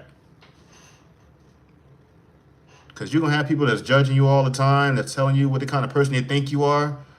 And it's going to affect you, like I said, if you don't know who you are. But if you know who you are, man, stuff don't... Water off my back, man. It's very freeing when you stop caring what others think. Yes, ma'am. Yes, Lori, it is. Very liberating when you stop caring about what people think. Because you can't control that stuff anyway. You're powerless in that regard. People don't like people who aren't looking for anyone's approval. It ruffled their feathers. Yeah, facts, man. I don't get that. Now, see, that's that narcissist stuff that I'm telling y'all about. Only narcissists do stuff like that. They want to have that impact on you. They want to know that you're affected by them not rocking with you. But when you don't give a damn, like when you truly don't give a damn, like you just there to mind your business, do your work, and go home or whatever it is, and you don't even get it on the time of day. You say hello, but you don't care to engage in conversation. You don't care to sit with them at lunch. You don't care to go out to social events with them. You don't care. For some reason, they feel like, why this person don't care that I don't want to talk to them? And it's like they just, I don't know, it just ruffles their feathers or it disturbs whatever demon they got inside of them. It's weird. Like, if you don't rock with somebody, you should be glad that they don't care because that way they're never going to try to rock with you either. Does that make sense? Does that make sense? Like, if I didn't rock with a guy over here, I didn't like him at all, I'm not going to be tripping that he don't talk to me because I don't want to talk to him either.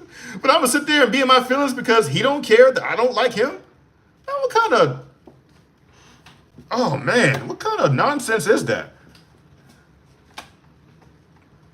John 8 says, are you still alcohol free? John, see, I'm honest, man. I'm sad to say, well, not sad to say, but to be honest with you, no, I have indulged. Well, not today, I'm saying, but I had to be real with myself, John. I went dry for 7 months. I stopped drinking alcohol for 7 months, but then after 7 months, I'm not gonna lie, I got bored out here, and then it's like, I had to be real with myself. Like, am I gonna really sit there and tell myself I'm never gonna ever have anything to drink for the rest of my life? I couldn't tell myself that. So, but I'm not as reckless as I was before when I was drinking.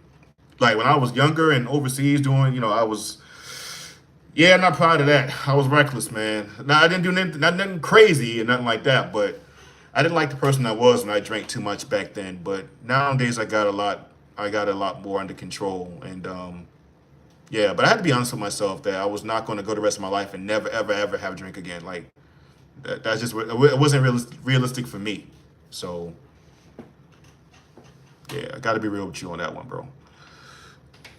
But I'm in a good place, though. I'm in a good place where I can have drinks and have fun and it be just that, It's nothing outside of just that. So But yeah, I dislike people who are nitpicky, people who are never satisfied. Yeah, man. Yeah, me too. I feel you on that one, Kimberly. Always complaining.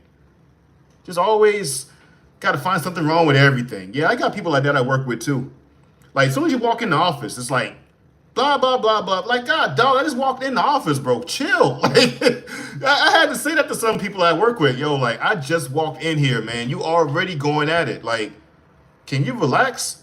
You know, like, I like to let things come to me. I don't like to just be sitting there and let my brain worry about stuff that has no, it don't matter. Like, it don't matter that much, man.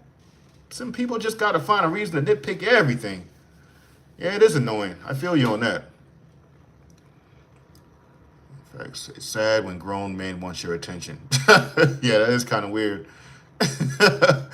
like, dude, like, there's the only reason why a grown man should want another grown man's attention.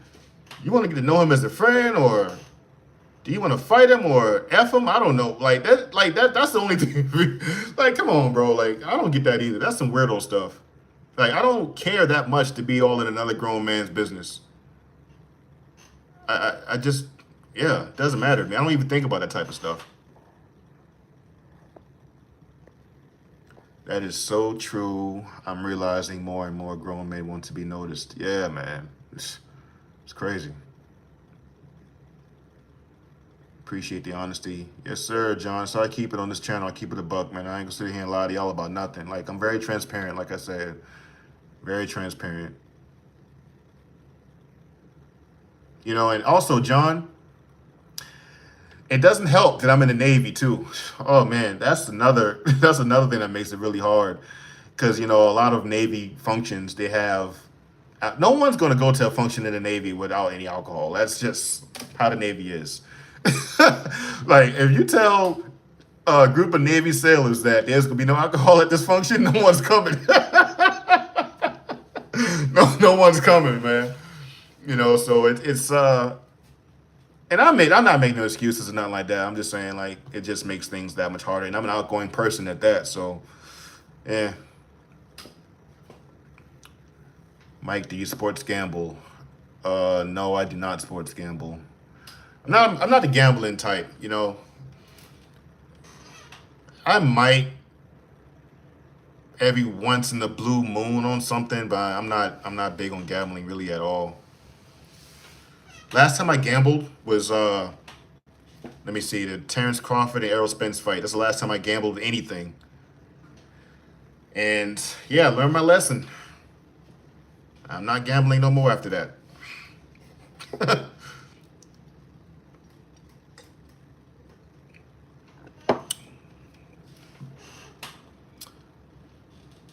Yo, man, my goodness, yo, we already been live this long? You don't feel like it.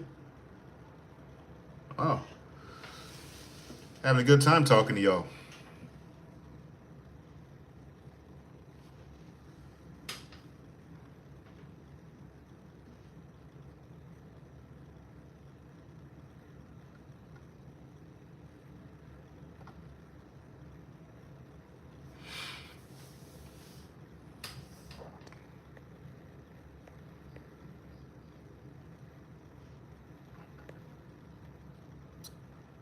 So what y'all got for me next?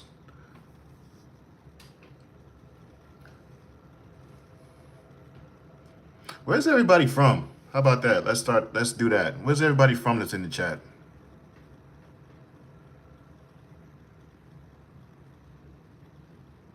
If you haven't told me already.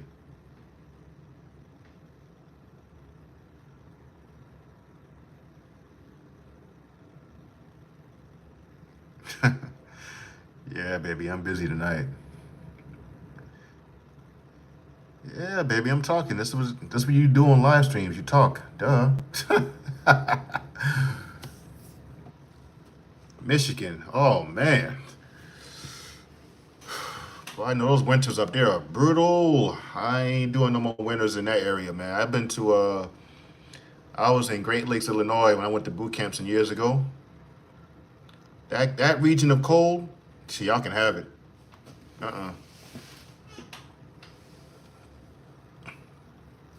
Montana. Wow, Lori, you from Montana? That's what's up. Bet y'all got a beautiful countryside out there, man. I bet some beautiful land out there. Why you gonna take Philippines? Girl, I know where you from. You my wife, ain't you? You know you Philippines. Like, I know where you from, girl. I was gambling. I think gambling the worst addiction to have. Yeah. Yeah, man. Cause at least gambling, you ain't getting nothing out of it. You're just losing money, man. At least with, yeah. My goodness, man. That's why I was scared to always. I was always scared to like gamble like that. If I do gamble, I'm not gambling much. I gambled one time in Vegas, right? So I got a funny story about Vegas. I went to Vegas some years ago when I was stationed in San Diego, and I saw the slot machine, and I had like, I think I took out like $20 to gamble on the slot machine. I lost that 20 and I got up and I ran away. I got scared. I'm like, nope, 20, that's it. Like I'm not doing no more than that because I know it was going to turn to another 20, then another 20, then another 20. Next thing you know, I blew through $1,000. Nah, man, because I'm scared. I'm scared of that. John 8, Hawaii originally and Cali now. Okay, that's what's up. Hey, yo, John, no offense, man, but I'm not gonna lie to you, dog. When I saw your picture before, I thought you were Filipino. I thought you were Filipino, but you were Hawaiian. That's what's up. You're in Cali now. What part? Where in California? Southern Cal? Love California, man. San Diego was a beautiful place, man. I would live there if it wasn't so expensive. South Jersey, hey, that's what's up. Lori Bab says, love it. Yeah, I bet, man. It's beautiful countryside up there. It just looks peaceful. Like it's just bliss up there. Like no noise, the noise of the city, all of that. Just nothing but peace. Just you and God out there. That's how I feel like when I see pictures of Montana. Everyone thinks that. Yeah, man. New Zealand. Hey, that's what's up. Man, see, like I said, that's the beauty of the internet, man. That's the beauty of the internet, is that we can sit here and dialogue amongst ourselves, and we all from different parts of the world. Never thought I would see a day where you could do that on a phone.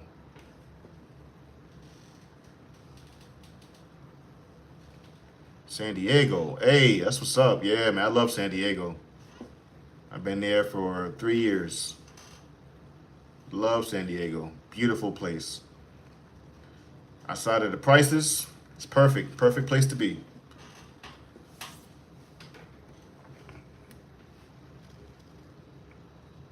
It is. It's God's country. Hey, that's what's up. Yes, ma'am.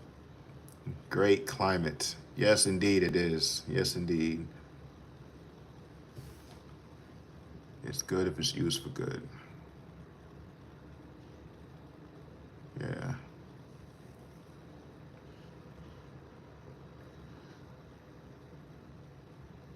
So let me ask y'all a question, all right? So let's play this. I want to ask you guys, if you don't mind me asking, how did y'all come across my channel? And what attracted you to my channel? Let's do that. I would like to know. Personally, what attracted you to my channel and how did you even find my channel?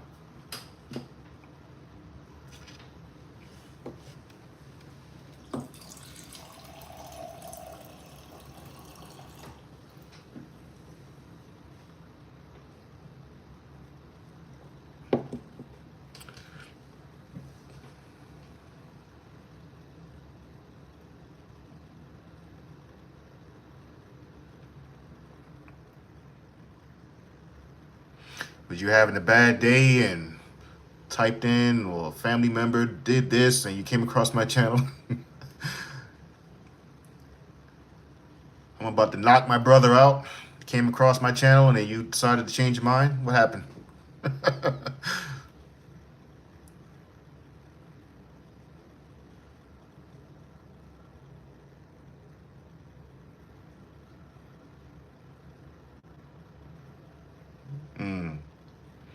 Lori says, you came across my feed and one of your videos was about the narcissist in the family. Okay.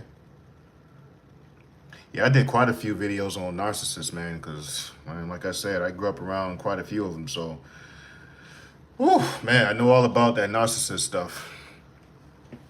They are not the easiest people to deal with, man. Just scrolling, interested in finding out what subject you're talking about. Okay, okay. You just showed up in the YouTube feed one day. I think you were in the car while on duty and just spitting knowledge. Yeah, yeah, I stopped doing that though. You know, people get all caught up in their feelings.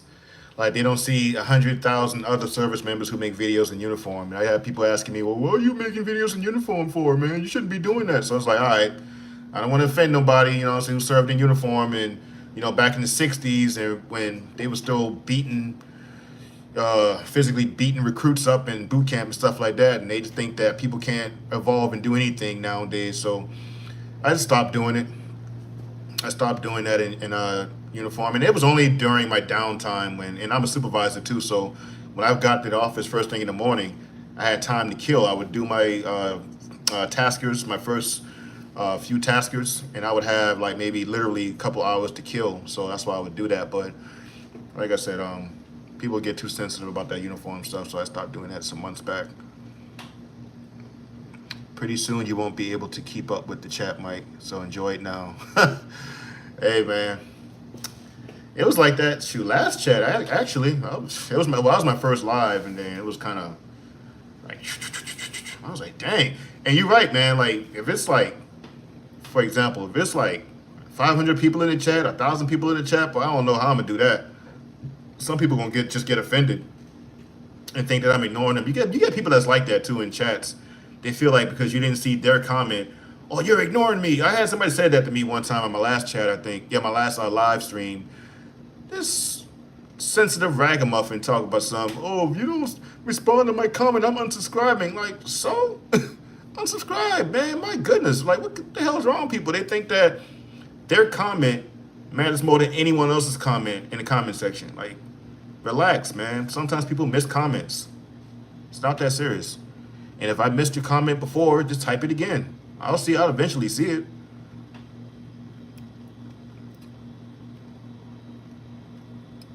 I came across your video after watching Ringo TV one day. Hey, that's what's up. Yeah, like I said, Ringo my dude, man. I love watching Ringo.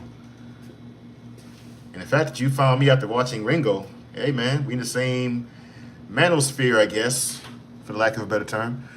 Melissa. Hey, what's up, Melissa? How you doing? Long time no hear from. How you been? Good to see you.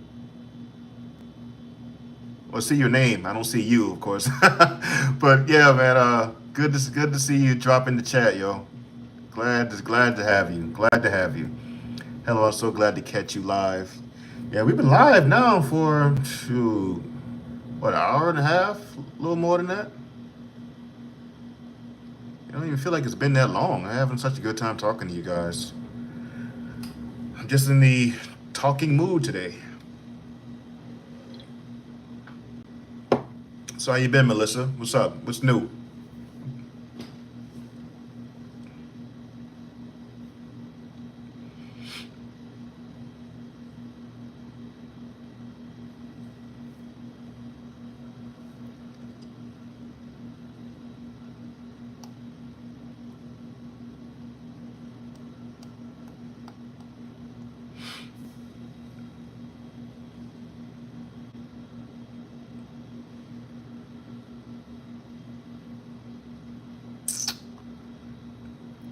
Been good. It's around 3 a.m. in the UK. Oh man, 3 in the morning? Oh, you have one of those restless nights? Or you about to get up and go get to work or something? Like, I know some people get up mad early to go to work, man. What are you doing up at 3 o'clock in the morning?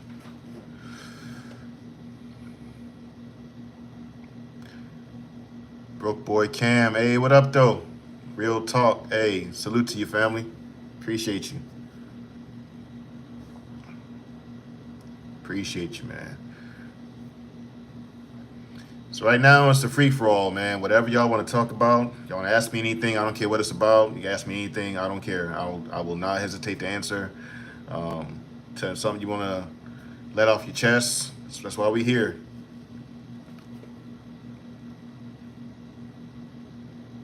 Oh yeah, what's up, man?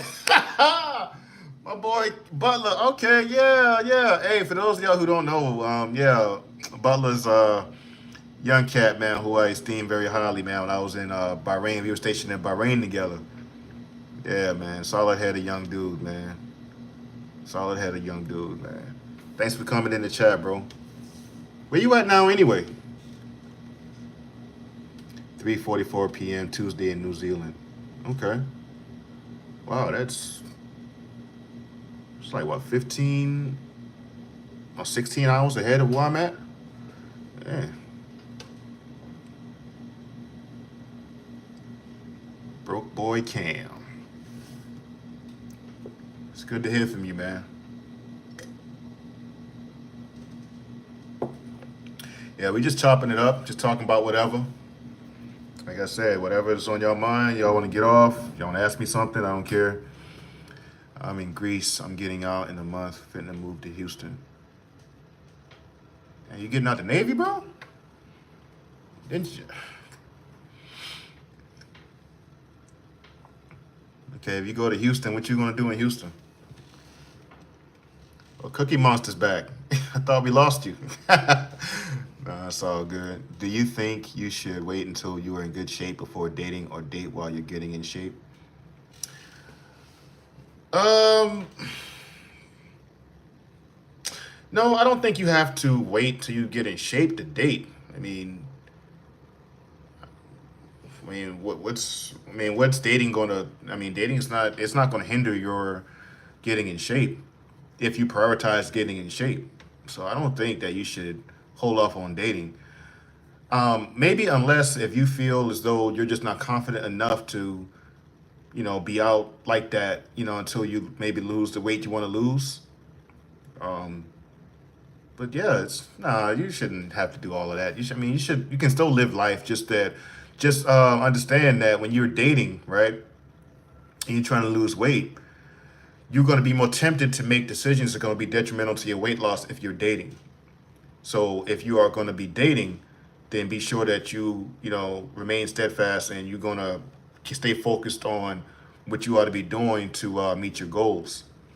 Because like when you are dating versus when you by yourself, you don't got nobody to distract you um, or try to persuade you to do something that's going to be detrimental to your diet. You don't got nobody trying to get you to have drinks or anything sugary or anything like no desserts, nothing like that.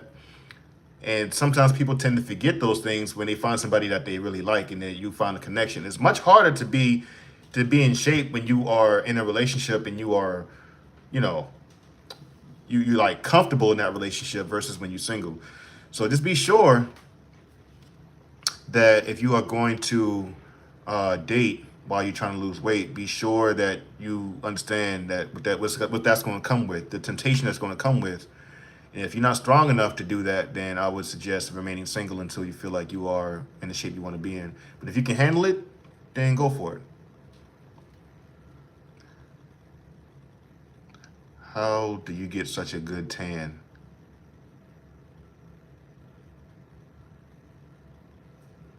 I don't know. God.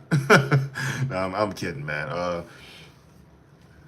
If you mean like my skin, I guess. I just take care of myself, man. Drink a lot of water. Drink a lot of water. Try to eat right or eat well. I'm not no chicken and broccoli everyday type of dude, but I just like to eat good food. You know, try to get my vegetables in. Try to get my vitamins and try to get as much rest as I can. We underestimate the importance of rest. We live in a society that's telling you that, grinding means you got to, freaking work 18-hour days and don't get no sleep. If you sleep, then you don't really want it. Like, bro, that's nonsense, man. You got to get your rest. I'm not letting nothing come between me and my rest. Rest is very important. Rest is very important. Do not underestimate the importance of rest.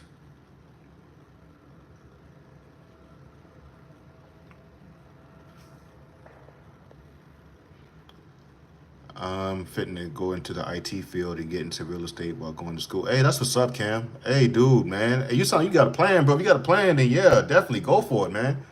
Go for it, young fella. And yeah, it may be a little intimidating when you like leaving the military, the structure of the military, to get out there into the world again. You know, it can be a little hard for some people, but man, there's nothing you can't do if you just stay focused, bro. Just stay focused and don't let nobody tell you that you can't do it. Oh, you can't. If you get out, you know, freaking what did they say? The economy this, the economy that, man. Don't worry about none of that stuff, bro. If you got a plan and you got a plan of action, hey, just execute, man. And continue working hard. I know you can do it, man. You're a smart young guy. Sorry, I was cooking dinner and cleaning my place. Hey, hey, look at that. Man, hey, man, somebody need to go out. Somebody need to find you, yo. Some guy out there gonna find you. You out here cooking, cleaning, staying in shape, or trying to get in shape. Man, she going after it this year. That's what's up. That's what's up. Good on you. So true. You're really well spoken. Thank you. Do you think the penalty for crime should be more? Absolutely. Absolutely, Haley. The penalty for crime, man, don't. The stuff that people doing out here nowadays, man. Like, for instance,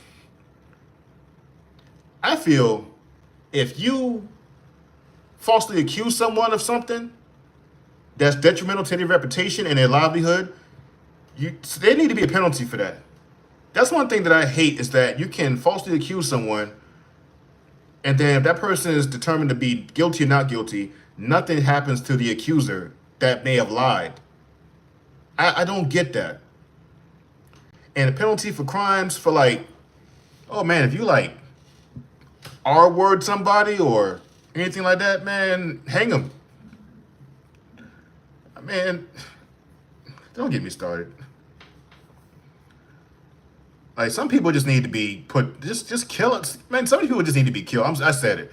Some of these people just need to be shot. Like, some of these criminals, ain't no locking them up, man. Don't lock them up. It's on site. If you see these people on site, man, just drop them. If you got a freaking school shooter or something like that, or someone who's just out there just causing harm to everyone else, just out there to inflict as much harm on people as they can, man, just drop them.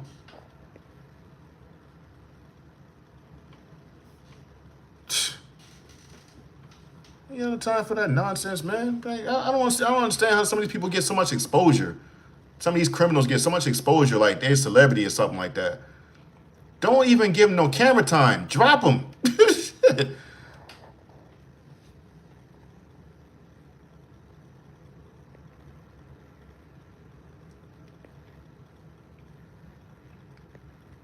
Be confident, sexy for yourself, not because of others. Love yourself is real. Be confident. Like, I don't chase, I attract. Facts. Facts, love.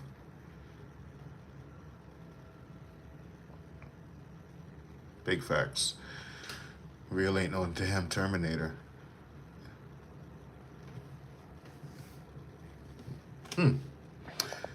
Broke boy Cam says for sure. Hey, right on, my guy.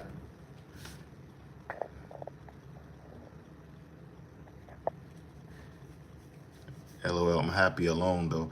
As you should be happy alone. Be happy alone. Not saying you got to be happy alone forever, but you should be content by yourself. If you're not happy by yourself, how you can be happy with somebody else? That's a good thing, to be content and be happy being alone. A lot of people cannot be alone. I used to be that way when I was young. I used to hate being alone because when I was alone, it used to make me have to be left alone with my thoughts. I hated that. I hated being alone with my thoughts, man, when I was younger. You know, and as I got older, I valued being by myself a lot more. And I realized I didn't need people around me like that. I'm cool being by myself. You know, I come up with the most ideas when I'm by myself. I have more peace by myself. I get a lot more done when I'm by myself. I'm more focused by myself. You know, so, yeah, man, be happy by yourself. Because when you're happy by yourself, like I said, you can then grow to be happy with somebody else. So if you ain't happy with yourself, you cannot be happy with nobody else. And that's facts. Do you think there should be help for single mothers bringing up boys with no positive male role models?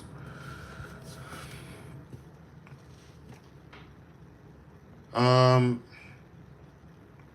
well, I think there's things like that in place already. If I'm making any sense, I mean, there's in our community, it was the like neighborhood football coaches or like basketball coaches and things like that. People at the church. Um, yeah, I mean, there's or even with even with like some mothers, they get like government assistance, X, Y, and Z. I mean, it's all kind of things out there in place, man. But nothing replaces the father's presence, though. Nothing replaces that, man. It's nothing like having the strong father's presence in that boy's life or that young woman's life. Nothing's gonna replace that. And I think that there should be help for single mothers who are actually trying. You know, things happen, okay? I get it. Things happen. You got women out there who get pregnant early. They may have made a mistake, or maybe they was with someone and the relationship didn't work out for whatever reason. I get it. Things happen. Um, but you got women out here who are not good mothers. They're not doing anything for their children or bare minimum, and they can care less about that child. That child may look like the father or something like that, or they may be abusive towards that child. And yeah, women like that, I don't think so. I don't think so. If I'm making any sense at all, I don't believe so. I think that if there are good mothers that's really trying out here, and they just need a little bit of a little bit of assistance, a little bit of help, shouldn't be nothing wrong with that. But only for the good mothers. You got some trash mothers out here, man. True. Have you heard of the meditation app Jerkmate?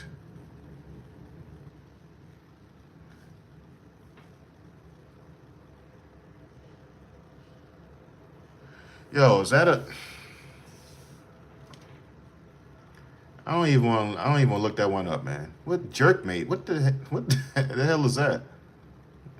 Is that a real thing, or is that you messed? Man, whatever. I ain't, it sounds like some porn stuff. I also enjoy my time alone. I am an extreme introvert. Yeah, facts. Yeah, I feel you, Laura. I'm the same way. I'm the same way. I'm not extreme, but I'm I'm right next door. I'm not far from it.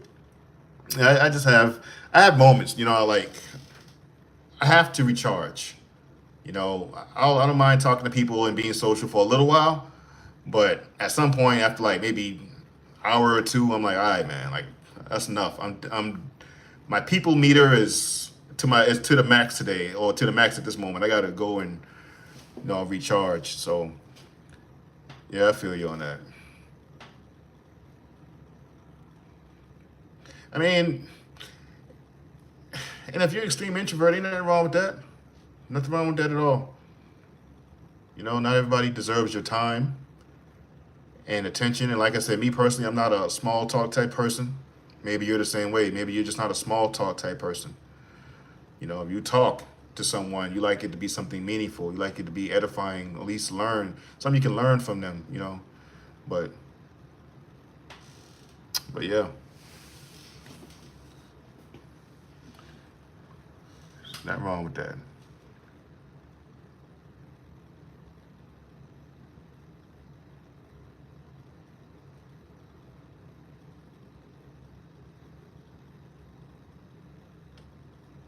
So let me ask y'all a question. What y'all think about TD Jakes, man? Y'all think he did it? Y'all think he guilty?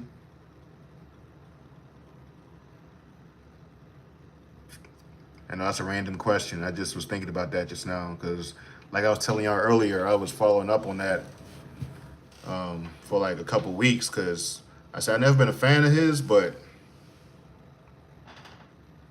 I just saw that and I was like, dang, like that's bad. Like that's bad, bro. And the thing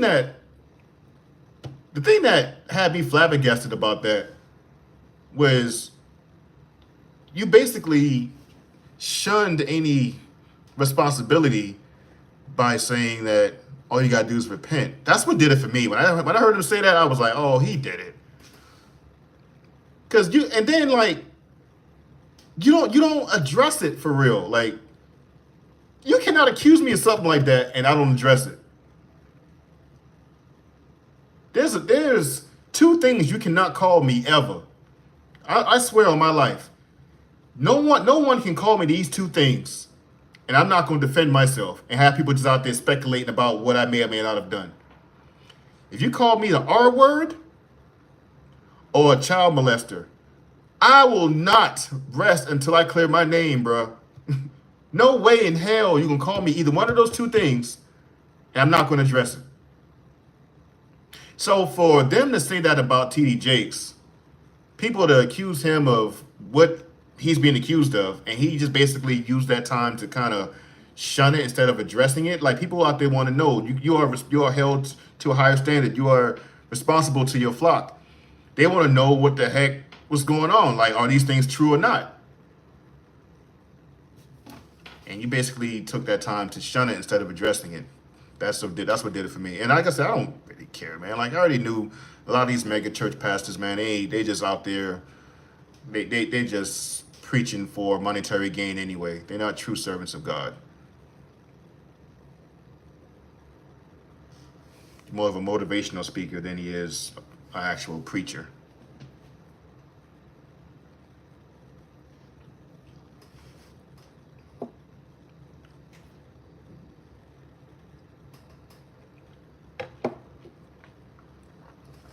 Bad Boy 2.0, your boy Love from India. Yo, what's up? Much love to you, Green Mile. God bless you too, man.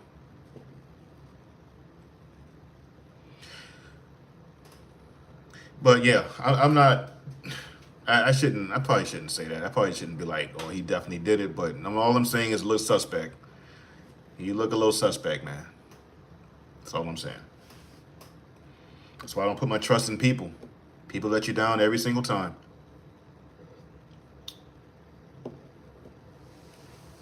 It's okay to admire people, to respect them for what they do, but to worship them?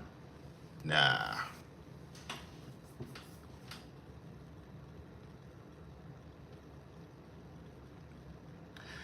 Thanks. Do you think boys with no father grow up to be emotional men? Do you think that is the root of why crime is up and jails full? Yeah, absolutely. Absolutely. Fathers are disciplinarians, man. Fathers are critical in a young boy's life and a young girl's life, man. Fathers instill order. And without a father in the home, there's no structure. There's no, like I said, discipline. There's no fear in the household. Fathers instill fear in the household, healthy fears in the household. And there's only a man can teach a boy how to be a man. I don't care how good of a mother you are, and there's some damn good mothers out there. A mother cannot teach a young boy how to be a man, period. Just like a man can't teach a young girl how to be a woman. And without that sense of manly pride, that you learn from your father, without that confidence your father instills in you, without the strength your father speaks into your life, the protection, just the guidance he gives you, all of that stuff, teaching you how to navigate through life as a young boy, how to handle your emotions. Because, there's nothing wrong with having emotions. We all have emotions. Men have emotions, women have emotions.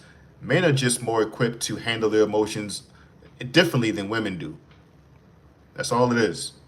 Men, we tend to keep our emotions in check a little bit more than a lot of women do. Not saying all women are like that, but men are a little more, we think more with logic than we do letting our emotions get out of control.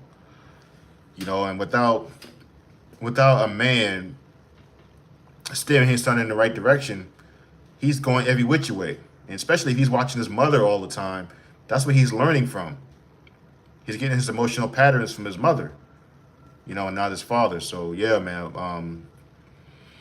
That's why I'm glad I had a father figure in my life. Even though I didn't have a biological father, I had a guy who and my stepfather. Even though me and him didn't always see eye to eye, he did instill a lot of stuff in me. You know, taught me how to be a man on a lot of levels. Was he perfect? No, but I cannot stand here and say or sit here and say that I would have been the man I am if it wasn't for him. I can't say that. So yeah, men are critical in the young boy's life. They're much needed. Facts, especially if you lend money. Yeah. Yeah. It's just Carl. What's up, Big Mike? Yo, what's up, Carl? How you doing, brother? Hey, yo, thank you for the donation as well, man. I appreciate that. You're very welcome. Thank you for dropping in. Thank you for supporting. Like I say all the time, it's people like, you know, you guys that inspire me to continue doing these videos and continue this platform. Like, I mean that when I say that. I keep saying that because it's true. This is y'all's success, man, because there are days I wanted to quit YouTube. Like, for real, man. Like, YouTube can be at times it can be discouraging, you know, when you don't see your channel growing as fast as you want it to. And that's what, like, last year kind of tripped me out because I'm thinking, like, dang, I only had over 3,000 subs, and then all of a sudden they blew up to, like, over 12, and then I'm at over 13 within, like, 6 months, you know, so... You know, that's why I always believed in just always staying consistent and just not giving up. But I mean, I did get a little bit drained at times, but you guys definitely helped me, you know, rekindle that fire. You know, when I read comments that tell me, you know, hey man, I really appreciated that video. I can see one comment like that and it'll just light a fire in me. For somebody to say that your video, you know, inspired me to be better, or I was thinking about doing something crazy today, and I saw your video and it made me change my mind. I'm like, wow, man, like that's crazy, the impact you can have on somebody that you never met in person, you never shook their hand, you know, but impact you know, make on someone through a video can definitely help navigate them in the right direction. And I hold that near and dear, and I take that very seriously. You know, and it does me so much joy, man, when I read comments like that from people who tell me that, yeah, like, I really appreciate your content, blah, blah, blah. Now, I can't take no credit for it, of course. I cannot take all the credit. I got to give credit to God, first and foremost. I got to give credit to him. He's the one who brought me through these things. He's the one who taught me these things. When I was going through my channels, my episodes in life, he's been there the entire time. He's taught me these lessons. I had to learn a lot of hard lessons. I've had a best friend betray me. I've had my mother walk out on my sister and I. You know, I've had moments where I didn't have enough to eat growing up. I know what it's like to miss meals. You know, I know struggle. Man. So that's why nowadays a whole lot of stuff don't get to me, because I've already been down. You know, when I was a kid, I've already been down and seen a lot of the worst in life. So when you've been through things like that, I mean, now I'm pretty much numb. I mean, seriously. But I'm so thankful, like I said, to you guys as well, who showed me support and a lot of love, man. Thank y'all.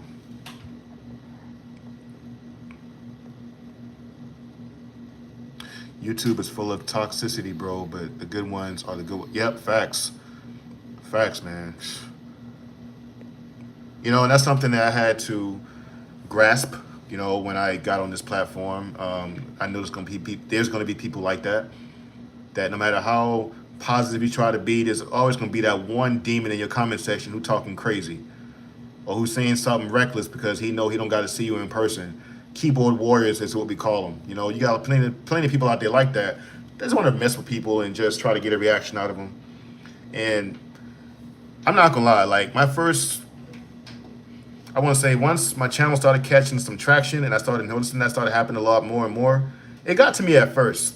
I'd be seeing a comment and I'm like, yo, like I usually ignore people, but there'd be one or two of them. It's like, no, I can't let that slide. I got to respond. But then it's like, now they got me in my feelings, and that's not who I am. So that's why I backed off doing it. And that's what they wanted. You know, those people who drop in your comment section talking like that. They want to transfer their energy. You know, they hate their life, so now they want to pass that energy on to you. Nobody got time for that. It's taking me forever to get to 1,000, but I keep pushing. Hey man, keep pushing. Keep pushing. You know, it takes some people a while. It took me a while to get to 1,000.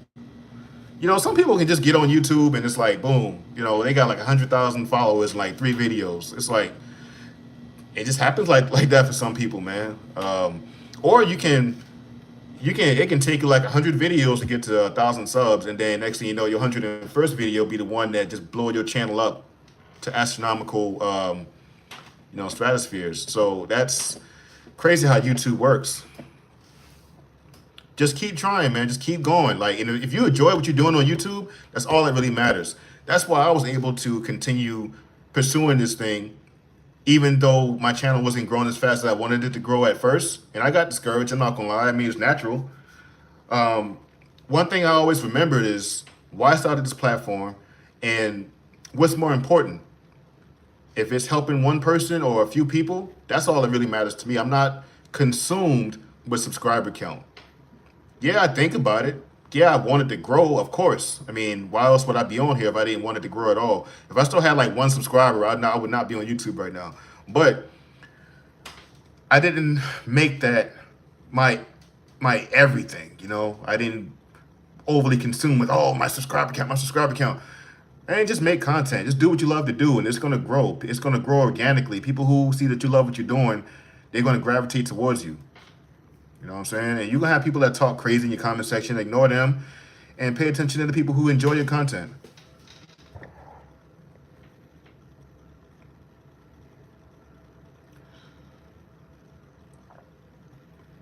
One of your videos hit the algorithm. Yeah, and that's funny. I had one of my videos that did that. So I was, my videos don't get a whole bunch, and I understand that too, because my platform is a positive platform, and positive platforms just don't grow as fast as toxic platforms. Now, if I was on here talking about, money, cars, and hoes all day, if I was doing that, my channel would probably have like 500,000 subscribers. If I was talking about that crazy nonsense. But if you're talking positive, it's just not going to grow as fast. That's just not the world we live in. Unfortunately, it takes time for positive platforms to grow. It just does. People want to see nonsense. They want to be entertained. They want to find comedy, things we really shouldn't be laughing at. That's what they want to watch. So, but yeah, I remember why I got on here in the first place, and it just keeps me grounded, knowing that this is helping someone.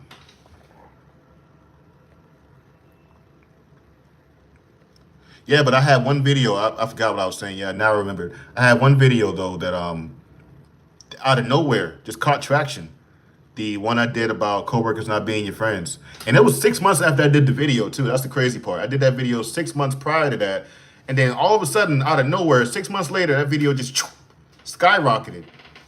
Got like 300,000 views or something like that, and got me over like 5,000 subscribers. Like, I was like, yo, I was tripping me out, because every time I would look at I would look at it every like so often, because I was tripping out on how fast the subscriber count was going up. So that's funny how that works, man.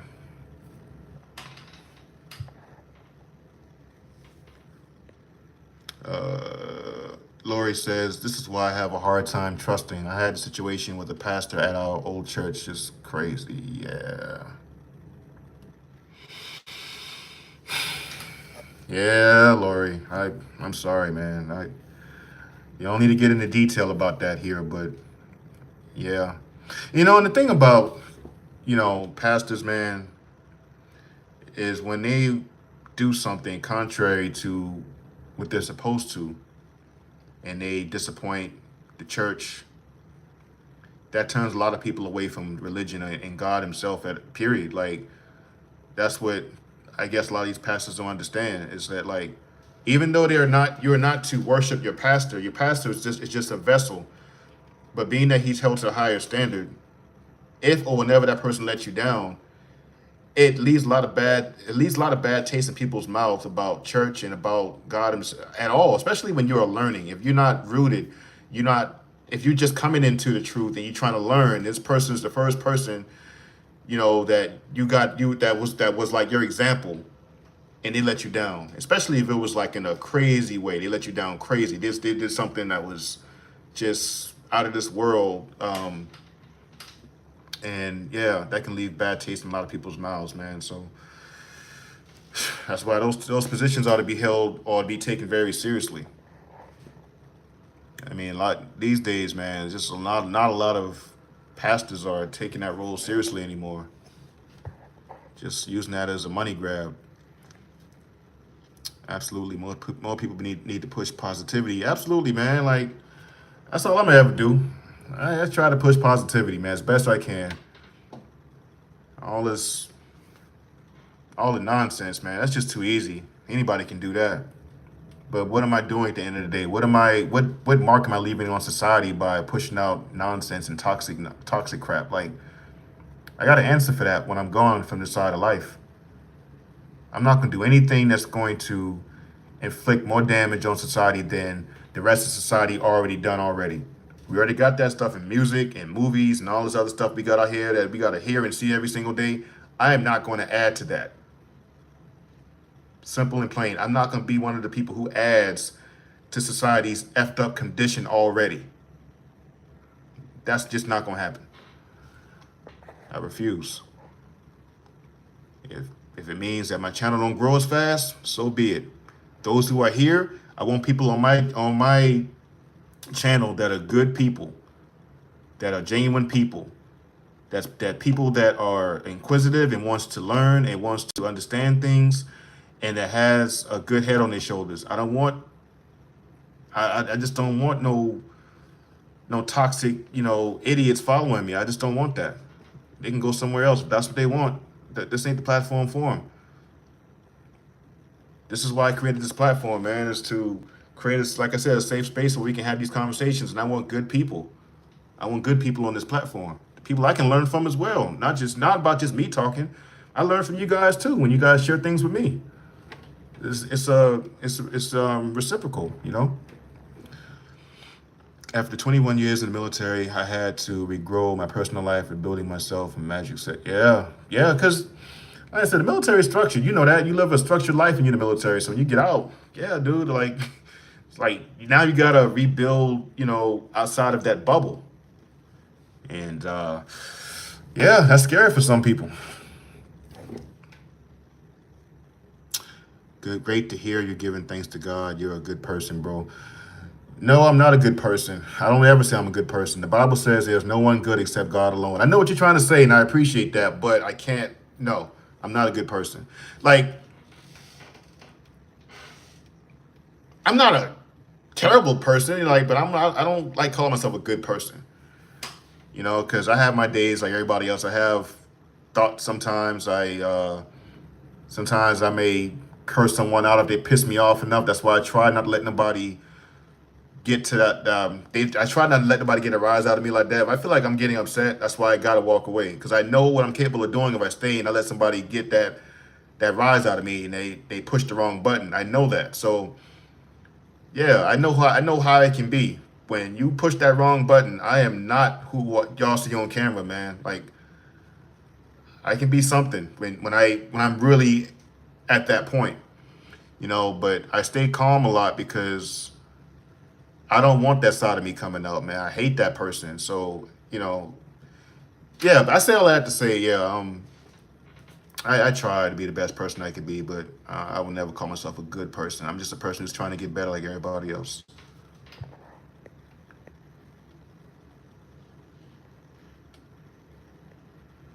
Yeah, and what I always typically say when someone says that is I usually respond to that by saying, I am nothing more than an unworthy servant trying to do his duty. That's all I am. I'm nothing more than an unworthy servant trying to fulfill his duty. And I appreciate you guys who appreciate what I do on the platform and things like that. But yeah, just keeping it real, y'all. No, yeah, I don't need to reply to the trolls for sure, man. But yeah, facts. Yeah, I don't give them no energy no more. They used to get to me, I'm not gonna lie. When you first get on YouTube and you start seeing that stuff for the first time, Because you don't see trolls when you at 500 subs. You don't see that. Nobody hates on you when you got 100 subs, 200 subs, 300 subs. Nobody hates on you. But when you get to 3,000, 4,000, 5,000, 10,000, 15, 20,000, now here come the trolls. And you see that on all the big platforms too, the ones who got 500,000 subscribers, a million subs. You go through the comments long enough, you see even more of that in those bigger channels, man. People are always going to find some way to be negative. Pay them no mind. They're only telling you that type of stuff anyway because they know they don't got to deal with you in person. They can just type on their phone and say whatever. That's the video that caught my attention. That's what's up. Real talk right there. Yes, sir. Yo, Carl, where you from, brother?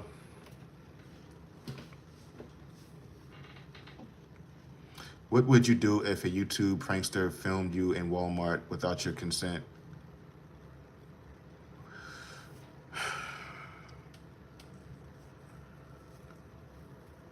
You mean if I saw it later, like if I saw myself on camera, or if I saw them filming me like right there in real time? Like if I saw somebody filming me in real time, nah, man, I'm gonna like approach them and let them know not to be filming me. Like, and I don't want to get physical with nobody, man. 'Cause some of these pranksters, I don't know, man. Like, I don't know, they're looking for a death wish. Some of these pranksters out here, they play too much, man. They play too much. I don't know what makes them think that it's okay to go up to somebody that they don't know and stick a camera in their face and then proceed to do something that's going to antagonize that person. Or a matter of fact, agitate that person. Like, well, who does that? No, I don't play with stuff like that. Don't put no camera in my face if you don't know me. Don't prank me. Don't play with me like that. I don't play like that. They're just passing that money plate and judging people for having less to give. Organized religion can be great, but often not the case. Yeah, man. Yeah, I used to see that a lot too. Like when I was in church, man, like people judge you if you ain't got no money that Sunday, or you might only have a 5 on you, and people looking at you like, oh, ain't you got more than that? Like, bro, what are we doing? It's not about how much you give. It's from your heart. If it's from your heart and you're giving it cheerfully, that's all that matters. It's not about how much you give. Yeah, man. Like, yeah, that stuff gets on my nerves. It makes me sick. We are all sinners, bro, but you have a good soul. Thank you, bro. I appreciate that, man. Like I said, I'm just trying to get better every single day. That's all. Originally Chicago area. Okay. That's what's up. In Mississippi now. Yeah. Man, I'm sure that was were you culture shocked when you went to Mississippi from Chicago? Or were you relieved that you got away from the noise of the city? Man, that's a night and day right there, Chicago and Mississippi. My goodness. I agree. Seems like everyone wants to go viral, even if it means losing their life or freedom. Man, facts, man. Look, boy, people tripping. They tripping, man. Like, I don't want that kind of problem, man. Like, I don't want to go viral over doing nothing crazy. No pranking, or I don't want nobody pranking me, man. Nobody got time to play. You playing with grown men, man. Like, what makes these people think they can play with a grown man like that? I seen this one. I forgot the dude's name. Somebody gonna hurt that dude. He's like a little Mexican dude that got this girlfriend that's, I guess, incredibly attractive or whatever. People always complimenting him and his girlfriend in his comment section. Excuse me. And yo, somebody gonna hurt that dude, man. He better stop. He walked up on this grown man in Walmart one time with Santa Claus and asked the grown man if he wanted to sit on his lap. You know what I'm saying? Like, who play like that? Like, you've been a good boy. Tell me what you want for Christmas, and offer this man to sit on his lap. And the dude messed around and attacked. He attacked Santa Claus by he Spartan kicked him in the chest out the chair and everything. Bam! Oh boy, that thing was so funny, boy. That was hilarious, bro. And I'm not like, for real, what else could he expect, man? You don't play with no grown man like that. Wow. Lived in several countries, so I'm pretty flexible. Okay. Haley says, hard to find a good church. Yeah, it's very hard to find a good church, you know. And one thing about finding a good church, man, is you have to have discernment. You really have to, and that's one thing that I used to do when I used to like go to church a lot when I was back in the States. Is I used to pray and ask God for discernment about the church itself, the minister preaching. Like, give me eyes to see. You know, give me eyes to see things that I probably wouldn't see. You know, in my, my natural body. I need to know this is the place you want me to be. And I remember there was this one time I was at this church, right? I forgot the name of the church, but it was this one church I went to some years ago. I'll never forget, I was with my sister. We went to this church, we visited one Sunday. And I was telling my sister during his sermon, I was like, yo, something just don't, I don't feel right about this dude. Something about him just don't, I can't put my finger on it, but I don't know what it is, but I just don't, I'm not feeling what he's talking about. I'm not feeling this church at all, right? And I kid you not, about 2 months later, after that, on the news, this same pastor was in the news for trafficking marijuana. I can't make this up. I was like, wow. And I told myself, I'm like, yo, that's the same dude that I was just talking about not too long ago. And look at that, you know what I'm saying? Like, and I just was looking at the dude while he was talking, and I was like, I can't put my finger on it, man. Something just don't feel right. And when I saw that on the news, bruh, I tripped out, man. I completely tripped out.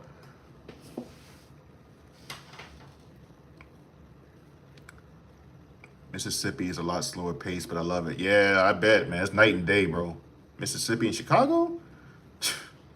But I know, man. I'm sure you kind of got used to the congestion of the bigger cities and all that stuff, and the noise and crime. I'm sure you probably got tired of all that, especially in Chicago of all places. My goodness. Yeah, I bet it is peace and serenity for you at this point, huh? The coast is super diverse. Yeah. God gives eyes to see. We need to make shirts or hats that say that. Yeah. Yeah, he does.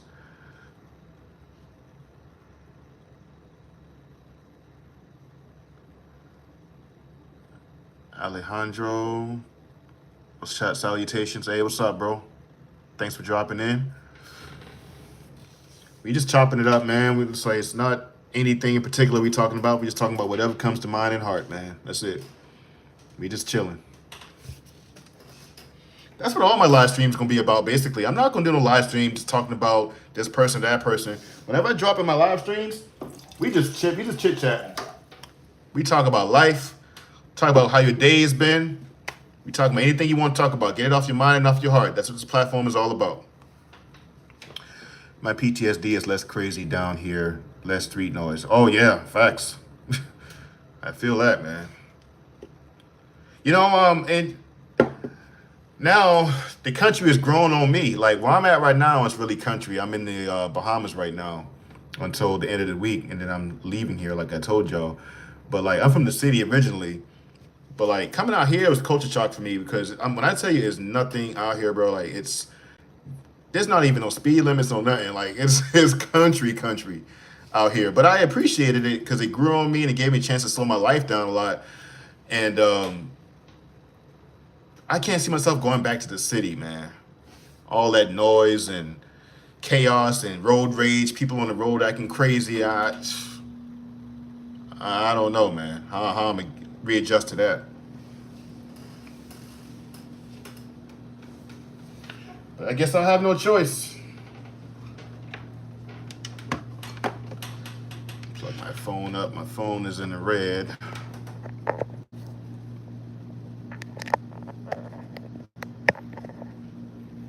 There we go. Okay. My PTSD. Oh yeah, I already read that. What do you do for a workout, bro? Well, let's see. I do a lot of body weight exercises now, being that I'm older. I mean, I still lift weights, but I'm not into the ego lifting anymore, trying to lift the whole gym like I used to. I'm just keep it moderate, heavy. Benching, some curls, some sit-ups, ab wheel. You know what I'm saying? I walk a lot. Like I walk a lot. I walk like at least 4 to 5 days a week. And when I walk long distances. I walk like probably at least 4 miles, anywhere from 4 to sometimes even 8 miles. I walk a long time. I love walking, you know. And that's really it. I don't go crazy in the gym like I used to, but I still get in there, keep my strength up and stuff like that.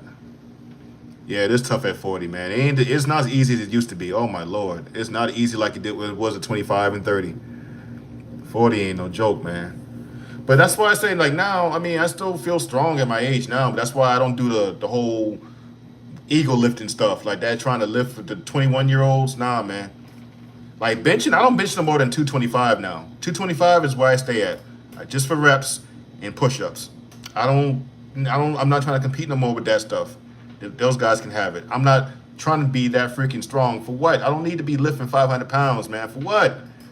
What I need to be that strong for? Everything I need to do in my life, I'm strong enough to do it. I don't need to be that strong anymore. For what? so I don't need to lift no freaking car engines or nothing like that, man. I'm cool. Uh,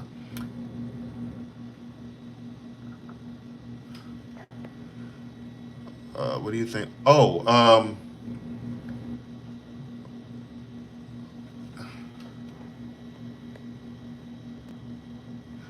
yeah, awesome movie clips. Yeah, sorry, I already answered that question about YouTube pranksters. I mean, if you were gone for a second, I'm just gonna summarize that. I said that yeah, I just don't play like that. If they were filming me in real time, like, and I saw them doing that, I would definitely approach them and let them know not to be filming me. I just don't play like that. I don't play with pranksters. I don't play jokes like that, and I don't play with grown men. Like grown men don't play games. When I became a man, I put away childish things, and that's childish things, man. Putting a camera in somebody's face and trying to prank them. Like, bro, stop. Somebody gonna hurt one of these kids one day. Um, Body workout is the easiest and doesn't require much space. Facts, man. And I just keep it simple nowadays, man. Just body weight workouts and moderate heavy. Like, just like if I curl like maybe 30-pound dumbbells. That's it. That's all I need, man. You hit those different heads of the bicep. That's all you need, man. Make sure you're lifting it right. Don't rush it and lift properly. Man, you still be strong as an ox, man, at 40 years old. You don't need it. You don't need heavy weight to do that.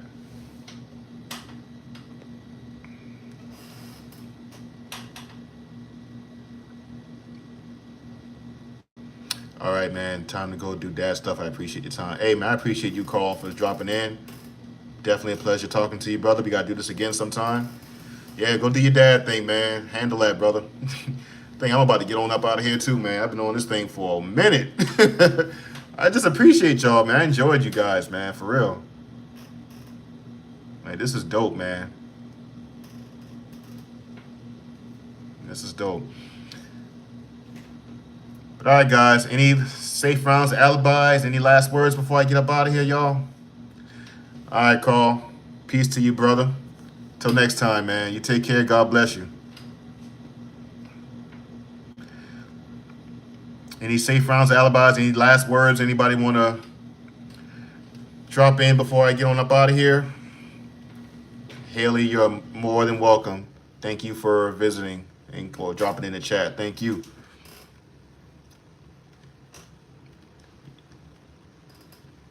Appreciate you.